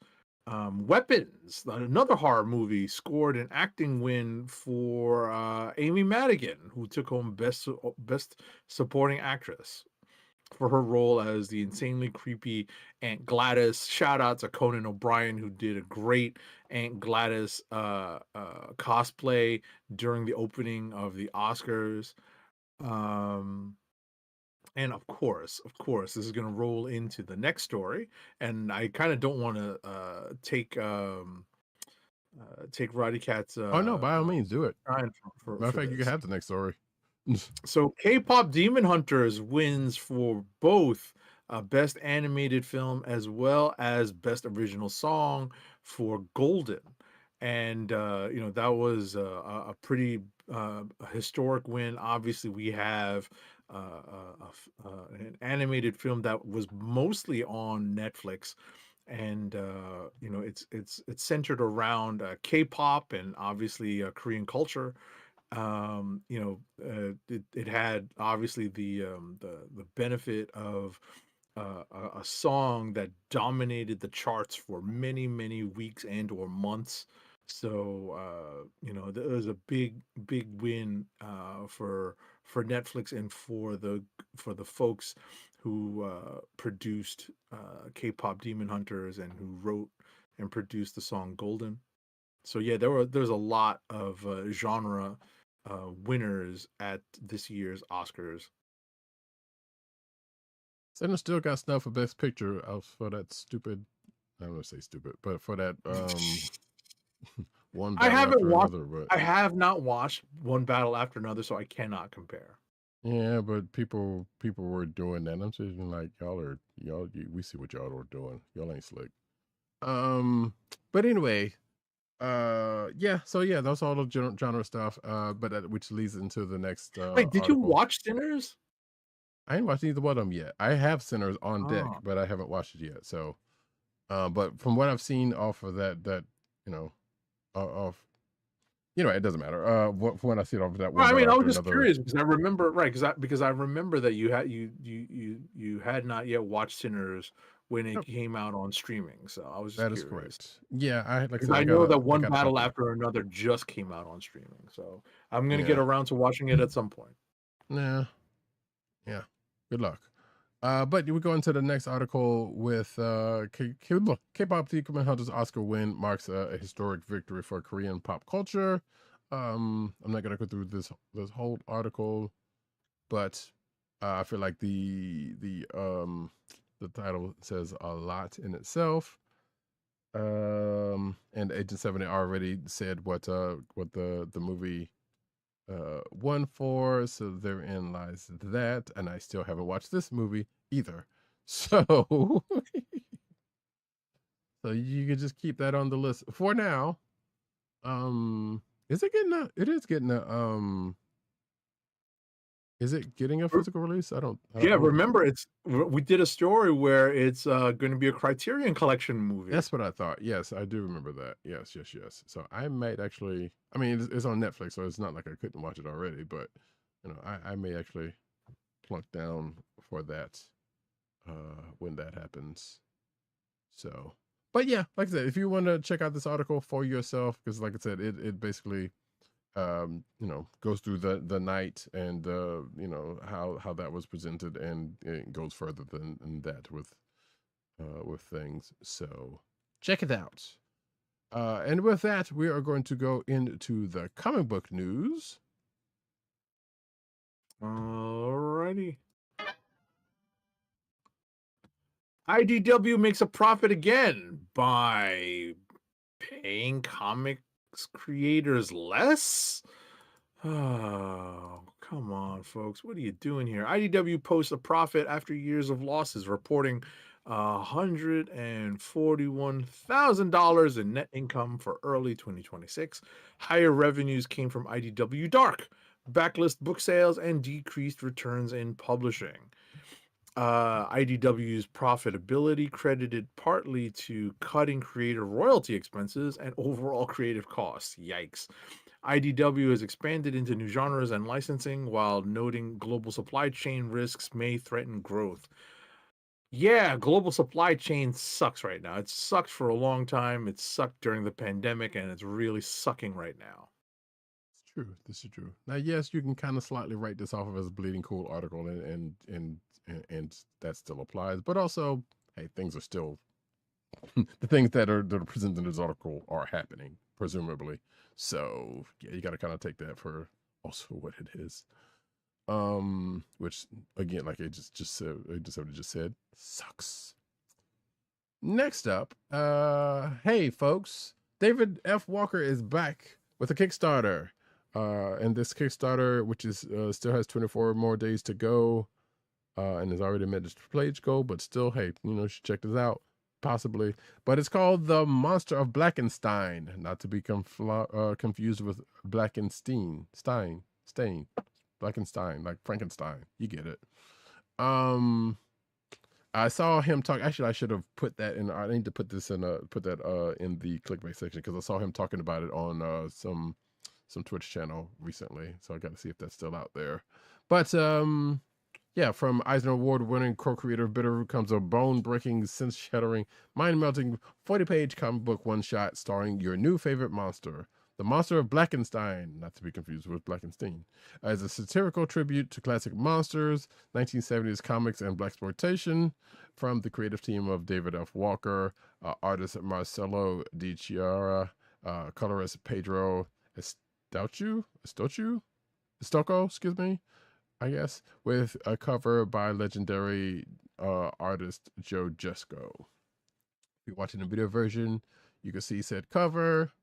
You know, and I had, like I said, the thing that I saw that he was talking about this on, and if you know enough about David F. Walker, he does have an affinity for blaxploitation stuff, and I think he said he had a book on that that's actually coming out in a few that I might want to check out. But you can see some artwork for said book, and I believe he was talking about the influences, which was an actual book, I mean, which is an actual movie from the 70s that I had never heard about, that this is not necessarily based off, but inspired by, let's just say. So, but you can check that out. Like I said, it's there in the show notes, and you can check it out for yourself. Next up, Mad Cave Studios is adding to its library of Flash Gordon comics and graphic novels with a long out-of-print adaptation of the 1980 movie Flash Gordon. This is written by Bruce Jones with artist Al Williamson and colorist Rick Veitch, and it was originally published in 1980 to coincide with the release of the Flash Gordon movie. Mad Cave will publish the 88-page paperback on July 7th, 2026, with an MSRP of $17.99. You getting it?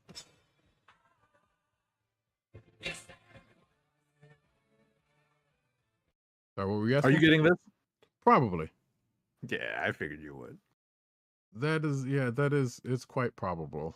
I weirdly liked the 80s Flash Gordon movie. It was not a great movie by indie standards, but it's better than, let's just say, some of the other licensed comic book stuff out. Listen, at the time. I remember trying to watch it. I Mhm. remember my dad trying to watch it with me, and it just didn't work for me. Yeah, and that's fair. Like I said, it was not by standards, it was not a great movie. You know, the effects were kind of not great and whatnot. But it is a funny good time, put it that way. I don't know if it'd be interesting to see you try to watch it now and see what you think about it. You know, but you know, that's up to you. I have weirdly seen this movie a lot of times. Even as bad as it is, I have seen it. So yeah, it'll probably happen, but we'll see. Next up, though, Image Comics has a Spawn shakeup as Todd McFarlane and Brett Booth leave early for a new creative team and a time jump, apparently. Because yes, folks, apparently Spawn books have been going on, and there's a few of them. But yes, apparently McFarlane's passing the torch to. Now he's passing the torch with writer. That's a weird sentence structure there. Matthew Rosenberg and artist Steven Segovia taking over for the Spawn series this June. And in the process, according to this article, tearing up some of McFarlane's plans. So Rosenberg and Segovia are going to take over the series with 376 this June, despite McFarlane and Brett Booth being previously announced as the creators of that issue, and the two following. So this change is not only for the correspond title, but also the connecting titles. Rosenberg and Thomas Nachlik are taking over King Spawn with Maze 55. Carlo Barbieri is joining Erica Schultz on Gunslinger Spawn with Maze 54. And Thomas Healy and Alessandro Vidi are taking over for The Scorched with Maze 51. No mention of Rat City, which apparently is also a Spawn linked book. So maybe I guess that's still in the same hands that it's been in, I guess. Who knows? But yeah, Spawn books are still coming out. Just yeah, creative team changes. Next up. Alrighty, next up, Joshua Williamson and Leo Max on Universal's Blood of the Wolfman.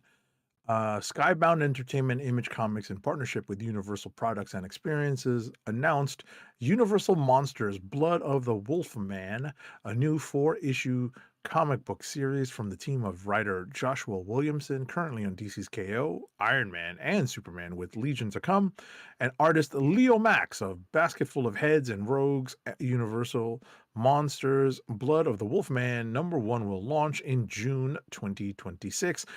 We spoke earlier about the June 2026 solicits starting to hit, so this is one of them. Mm-hmm. Also, this article blatantly forgets the fact that Joshua Williamson is writing G.I. Joe, but hey. Right. I know. There's them folks. IDW Studios launched a new podcast providing fans unfiltered access to comics publisher, according to this article.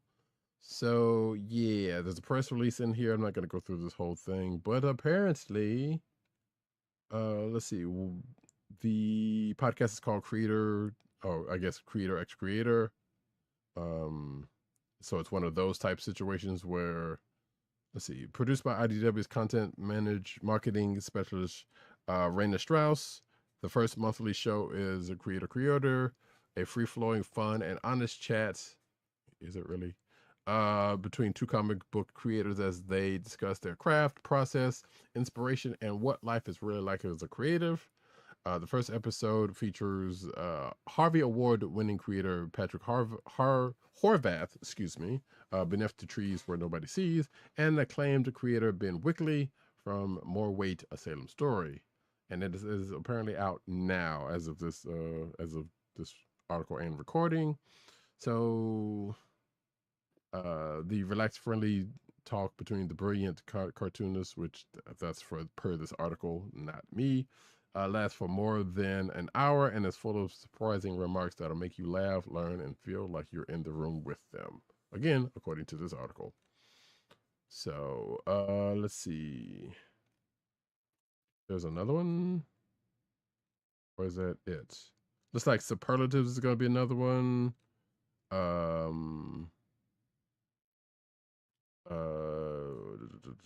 There's a couple of them here. I'm not gonna go through all of these, but yeah, there's a couple that they're doing, including some folks that you might already know doing comic book podcasts that are not us. So therein lies that. Next up.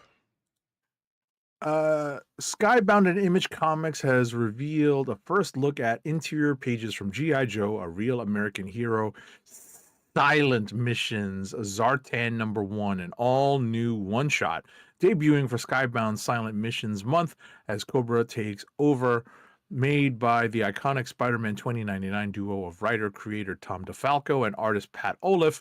This issue arrives in comic shops on April 15th. That's cool. Yeah. So this is going to be a silent book, a silent missions book, but it's going to be Cobra focused. Yep. Just like those that whole month of the G.I. Joe ones that happened a couple of whiles back, which must have done good for them and in order for them to do this, or maybe it didn't, and they're just like, well, we're just going to do it anyway because we can. So we will likely be talking about them when they happen. Next up, though, DC announces a trio of Elseworlds titles. So we have, no, I did it to myself that time. Superman, Father of Tomorrow, which previously included in May's 2026 solicitations, apparently, according to this article, with the creative team of Kenny Porter and Danny Earls. There's, the first issue is due out on May 27th, and will sport a main cover by Earls and a variant cover by Gabriel Hardman and Riley Rossmo.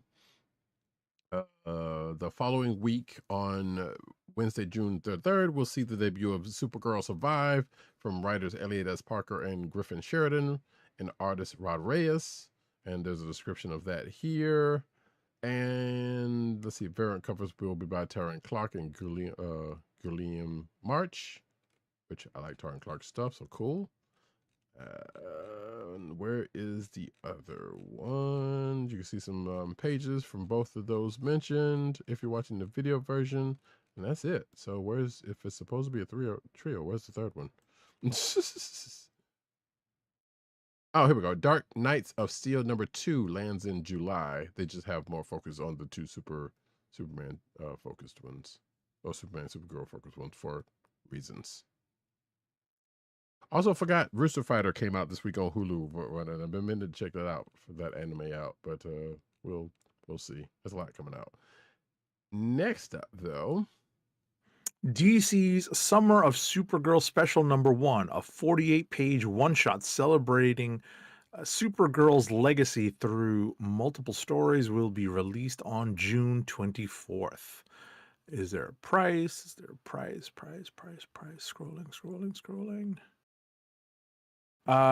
Summer of Supergirl Special #1 arrives June 24th for $5.99. The cardstock variants will go for $6.99. also this just reminded me that Lobo #1 book came out this week, which one of us read. So right, but yeah. Scrolling through art, of course, that one's looks like the movie that's coming out, because of course, 87 ever gave the price. So yeah, there you go. Next up, DC kills off 2 major heroes in unexpected twists. Dun dun dun. So hoodums. So I guess spoilers for. Oh, interesting. It is, well, I don't know about major, but apparently it's the Super Sons. Apparently. So let's see. Late last year in Wonder Woman 25, fans got to look at Lisa, aka the matriarch. Not only is she Sovereign's daughter, but she's the daughter of Emily and Amazonian, excuse me. She apparently grows up to gain some power. She's also killed the Justice League greatest members, leaving only a handful of heroes alive. Unfortunately, in this twisted future, no one is too mighty for the matriarch to defeat, as 2 beloved DC heroes found out. So yeah. So if I'm reading this right, sounds like them 2 could be the ones to go. And I don't know if that has anything to do with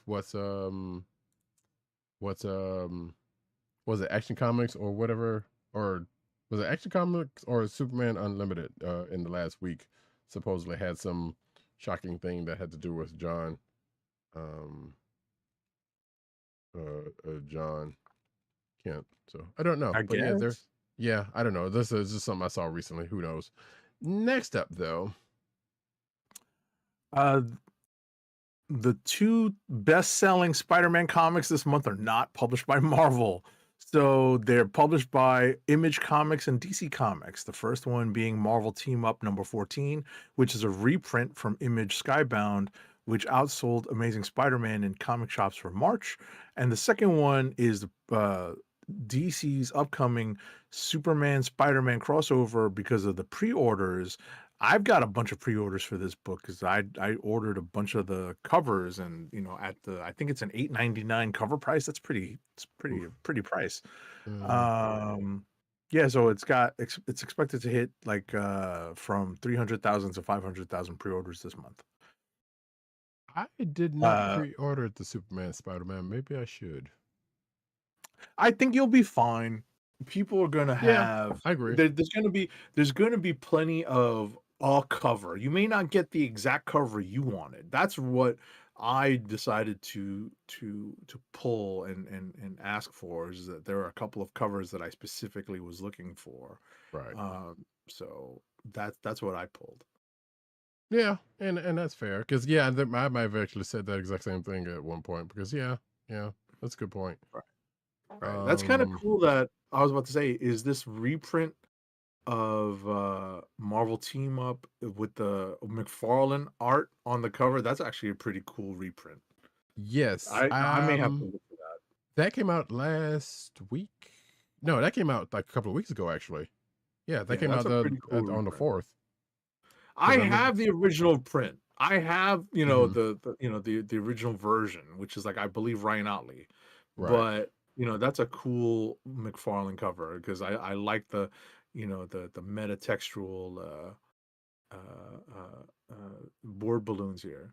Right. I don't think I got this cover when I got it because I think it was the original a reprint of the original cover when I Mhm. scooped it up in the shop when I saw it. So I'm yeah, 'cause willing to bet this cover went first. Like this cover probably sold out first. probably wouldn't be surprised. So I don't know. I have to go in there and see, but I'm almost fairly certain it was not this cover. But yeah, that stuff is coming. Wait, when is the Superman Spidey's like? That's not next week. Would have to I be. believe it is next week. Yeah, because it's the last week of the month. So I or believe last it full is week of next the week. month, I should say. Yeah, it is next week. Yeah. So yeah, there you go, folks. Next up there, hey folks, y'all remember that Fantastic Four movie? Well, guess what? Marvel reveals the tragic origin of Shalabal in new Fantastic Four First Foes one shot. Coming this June, by the way. Haha. I herald his beginning. I herald your end. I herald Galactus. You remember those words, resounding from that movie. I joke, but I actually keep saying that I'm gonna rewatch that movie at some point.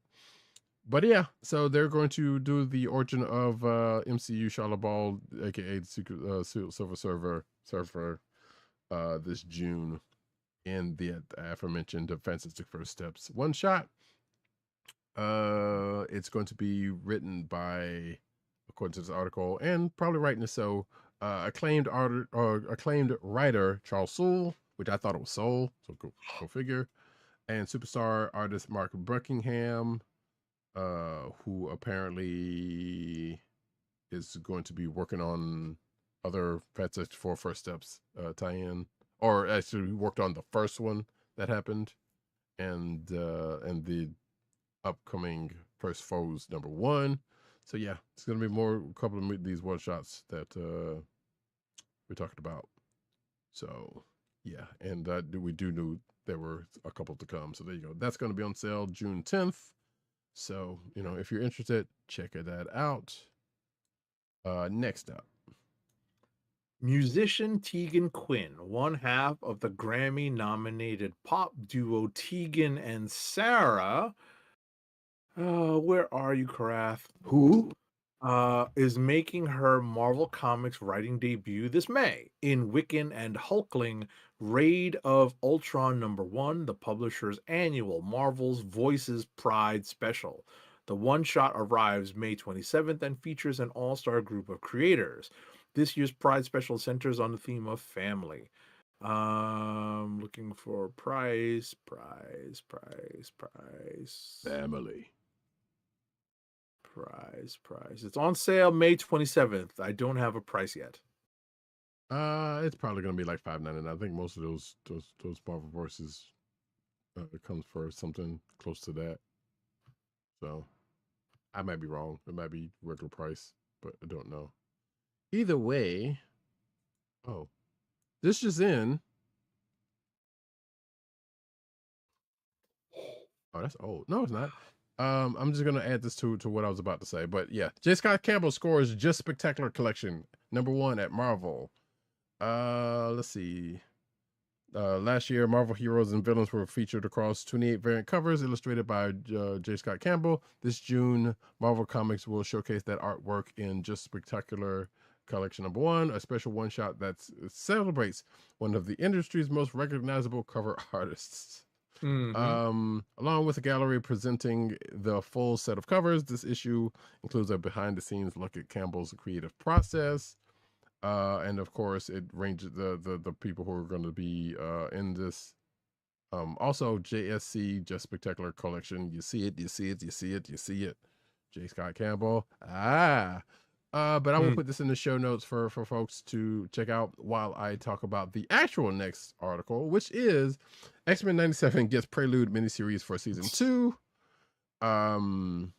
It's a 5-issue miniseries that leads directly from the end of the first season to the start of the second season, to season 2, coming this summer on Disney Plus, or Plus, as Agent 70 would say. It is going to be written by Steve Fox with artist Salva Espin, as the two have worked together on the previous Prelude comic book series for season 1 of X-Men 97. So issue number 1 is going to go on sale June the 3rd, with main cover by Todd Knock, variants by Johnny Caballero, Nacha Bustos, and Dan Jurgen. And there's a variant cover coming by somebody who they haven't named yet. But yeah, therein lies that, folks. Next up. 1 second. Mm-hmm. Alrighty. Marvel reveals Wolverine's claws will shatter. Goodness gracious. In June 2026. Wolverine series. Okay. Marvel Comics has revealed the June 2026 solicitations for Wolverine 21 and 22, which feature a bone-shattering reveal. Wolverine's claws are no more. In fact, in the teaser, they went with the snapped sound effect. The startling upcoming story will trigger a defeat that will go down in Wolverine history, with the brutal new status quo being explored in June's Wolverine 21-22, featuring art by Julius Oda. Fans can look forward to a slew of special variant covers spotlighting the change, including a full variant cover by a foil variant cover, that is, by Lionel Francis Yu. Okay. I like how This it was is written by snapped. Saladin Ahmed. Yeah. Yeah, I like how it was snapped and not snicked, but I get it. I get it. They did the thing. I honestly didn't think his things were still bone. No idea what's going on. Because I thought they had replaced that back in Krakoa, right before Krakoa rolled out. So right. I mean, look, here's the whatchamacallit, the solicitation text. His adamantium claws shattered, their bones snapped down to nubs. This is Wolverine at his most brutalized, most beat up. But when an animal is backed into a corner, they can be at their most dangerous. Sure. So Von Gloom also asked the question: how the heck did he lose his adamantium? We don't know, man. I couldn't tell you. and Agent 70 was the last one reading Wolverine at one point. I don't know if that was like the recent one, but this is definitely something that's going on in the current storyline. Right. So your guess is as good as ours there, partner. That's not a road I'm going to travel down. Next up, though, we get a little bit of Toy Corner with HeroClix Braves Hell's Kitchen, with new Marvel HeroClix 400 box. So let's see, this new ready-to-play 400-point set features Protectors of Hell's Kitchen. It comes with the following figures: Daredevil, Luke Cage, Jessica Jones, and Iron Fist. The box set also contains a new HeroClix one-shot card for players to use in games. It will retail $434.99. You can see the Daredevil figure here if you're watching the video version. Of course, this says this is not final product, but it is black suit Daredevil. So therein lies that. Again, has never been one to play HeroClix, but have almost bought some of the figures just to have the figures. Sure. You know, that's good on them, I guess. Listen, these have come a long way since I first, I played the first generation of HeroClix. So you've mentioned that, yeah. I'm actually kind of surprised you haven't gotten any of these, but I think you had also mentioned why. You said you didn't want to go down that road. It's expensive, right? And you got to have somebody to play with. So I had a buddy that played with me, that played that game, the HeroClix game with me for a couple of generations, and then we both sort of fell out of it. Right. I mean, no, but not to collect the figures, but yes, to play the games. You're right. So, It's expensive, man. Oh yeah, I agree. I remember buying a bunch of Disney Disney Infinity figures for the Marvel stuff. Yeah, that's not exactly. Well, they ended up not being expensive because that was around the time that Toys R Us was going out of business, so snatching stuff up. But yeah, still pricey. Nevertheless, though, Lego Batman: Legacy of the Dark Knight. Sorry, this was probably yours, but That's all right. Legacy of the Dark Knight gets the best kind of release dates, so they're basically bumping it up. So it'll now launch on May 22nd for PlayStation 5, Windows PC, and Xbox Series X, a week earlier than its planned May 29th release. Apparently, according to this article, sorry, Nintendo Switch 2 owners, the game is still without a release date for Nintendo's newest platform. Bump, whatever. They'll live. But yeah, if you don't know what it is, it's basically a culmination of the Batman Arkham games, or the Batman Arkham games, but just in Lego form. I think with the dashes of a whole bunch of stuff. It looks actually pretty cool for a Lego game, and I'm saying that because Lego games are actually, are not terrible in cases, so they've gotten a whole lot better and slightly less tedious than they used to be. Pre-orders are now available for Lego Batman Legacy of the Dark Knight. Anyone who pre-orders will receive a Batsuit inspired by The Dark Knight Returns, because it is pulling from a lot of places, including that. From what I understand, while those who opt for the deluxe edition will be able to start playing on May 19th, if you so choose to do that. The deluxe edition will include additional cosmetics and DLC missions where you play as the Joker and Harley, to be released later in 2026. And of course, you can go check that out on your places of choice, where you get your games digitally right now. Next up, though,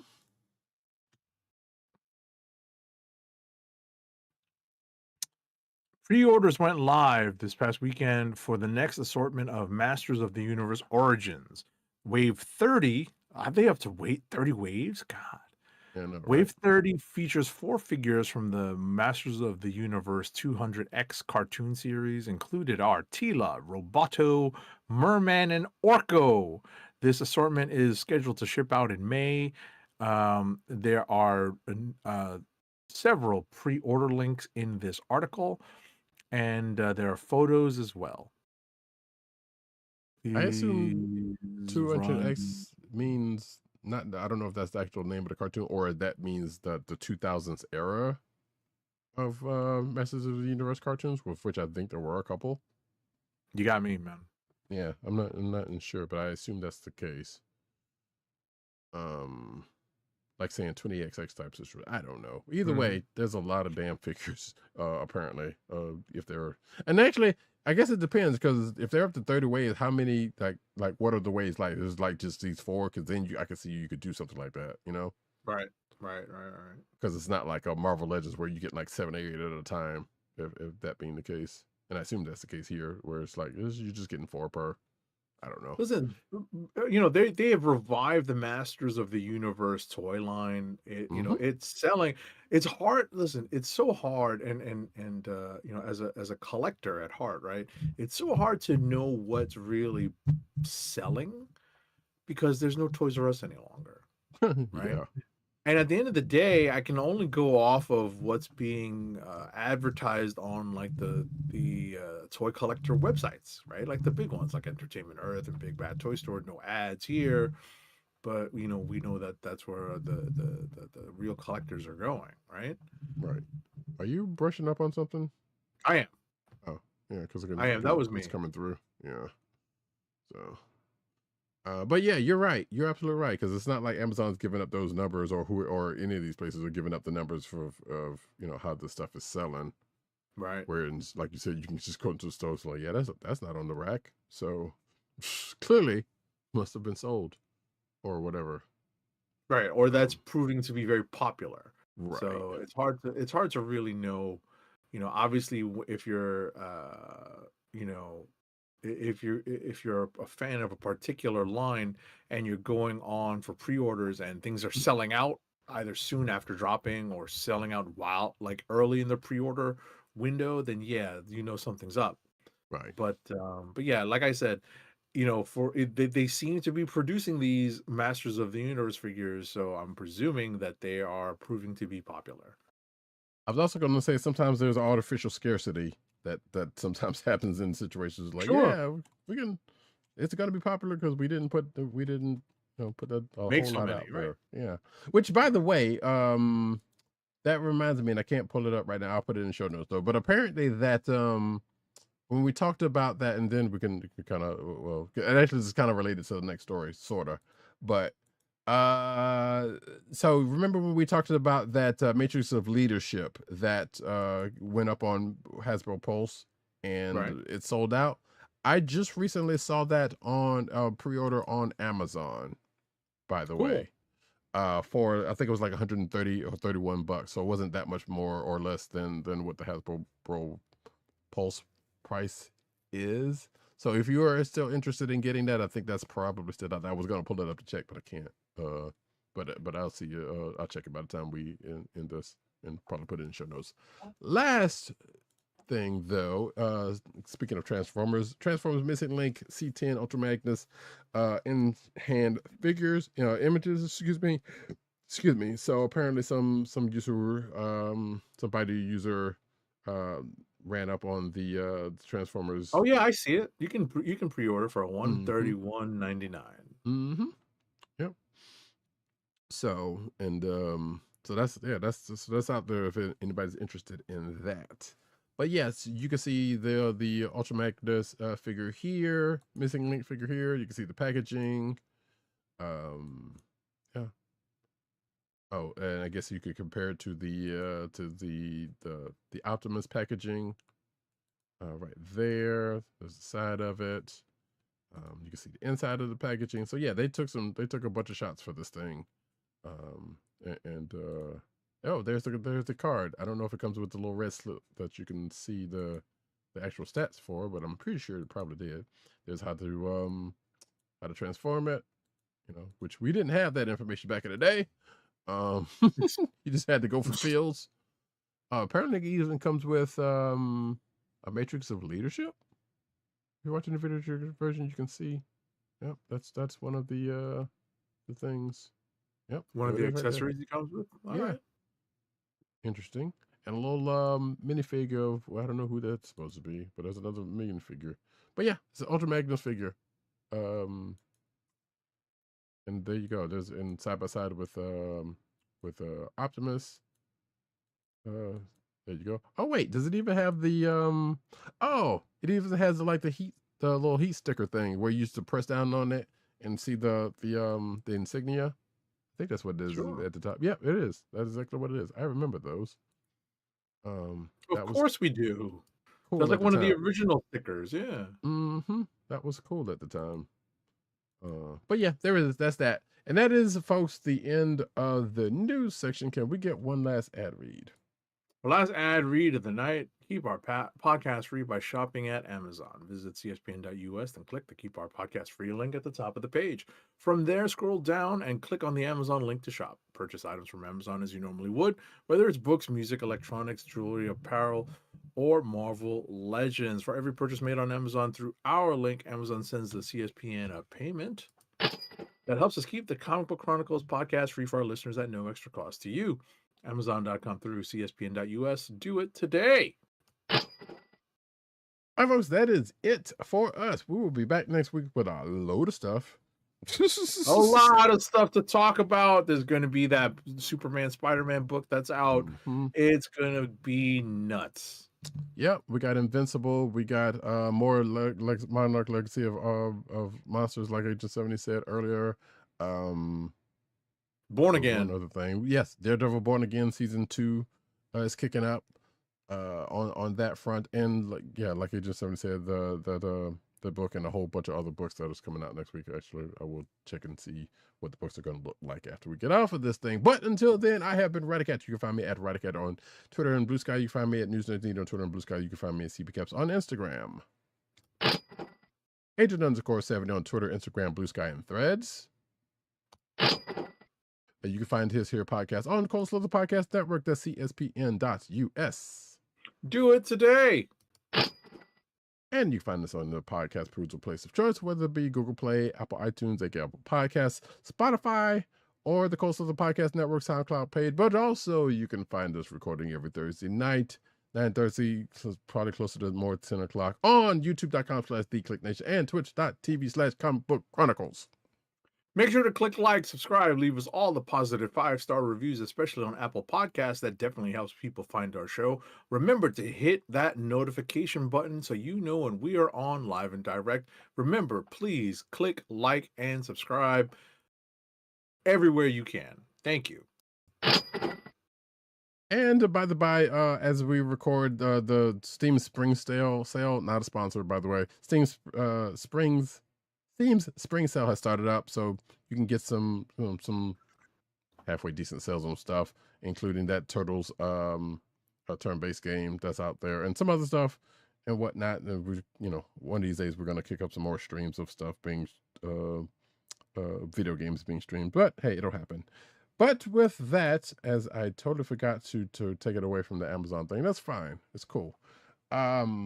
This has been the Comic Book Chronicles. Peace. Peace. One. My time is up. Peace out to Brooklyn. Good evening, Rick. Would you believe it's Dr. Doom? What's on your evil mind?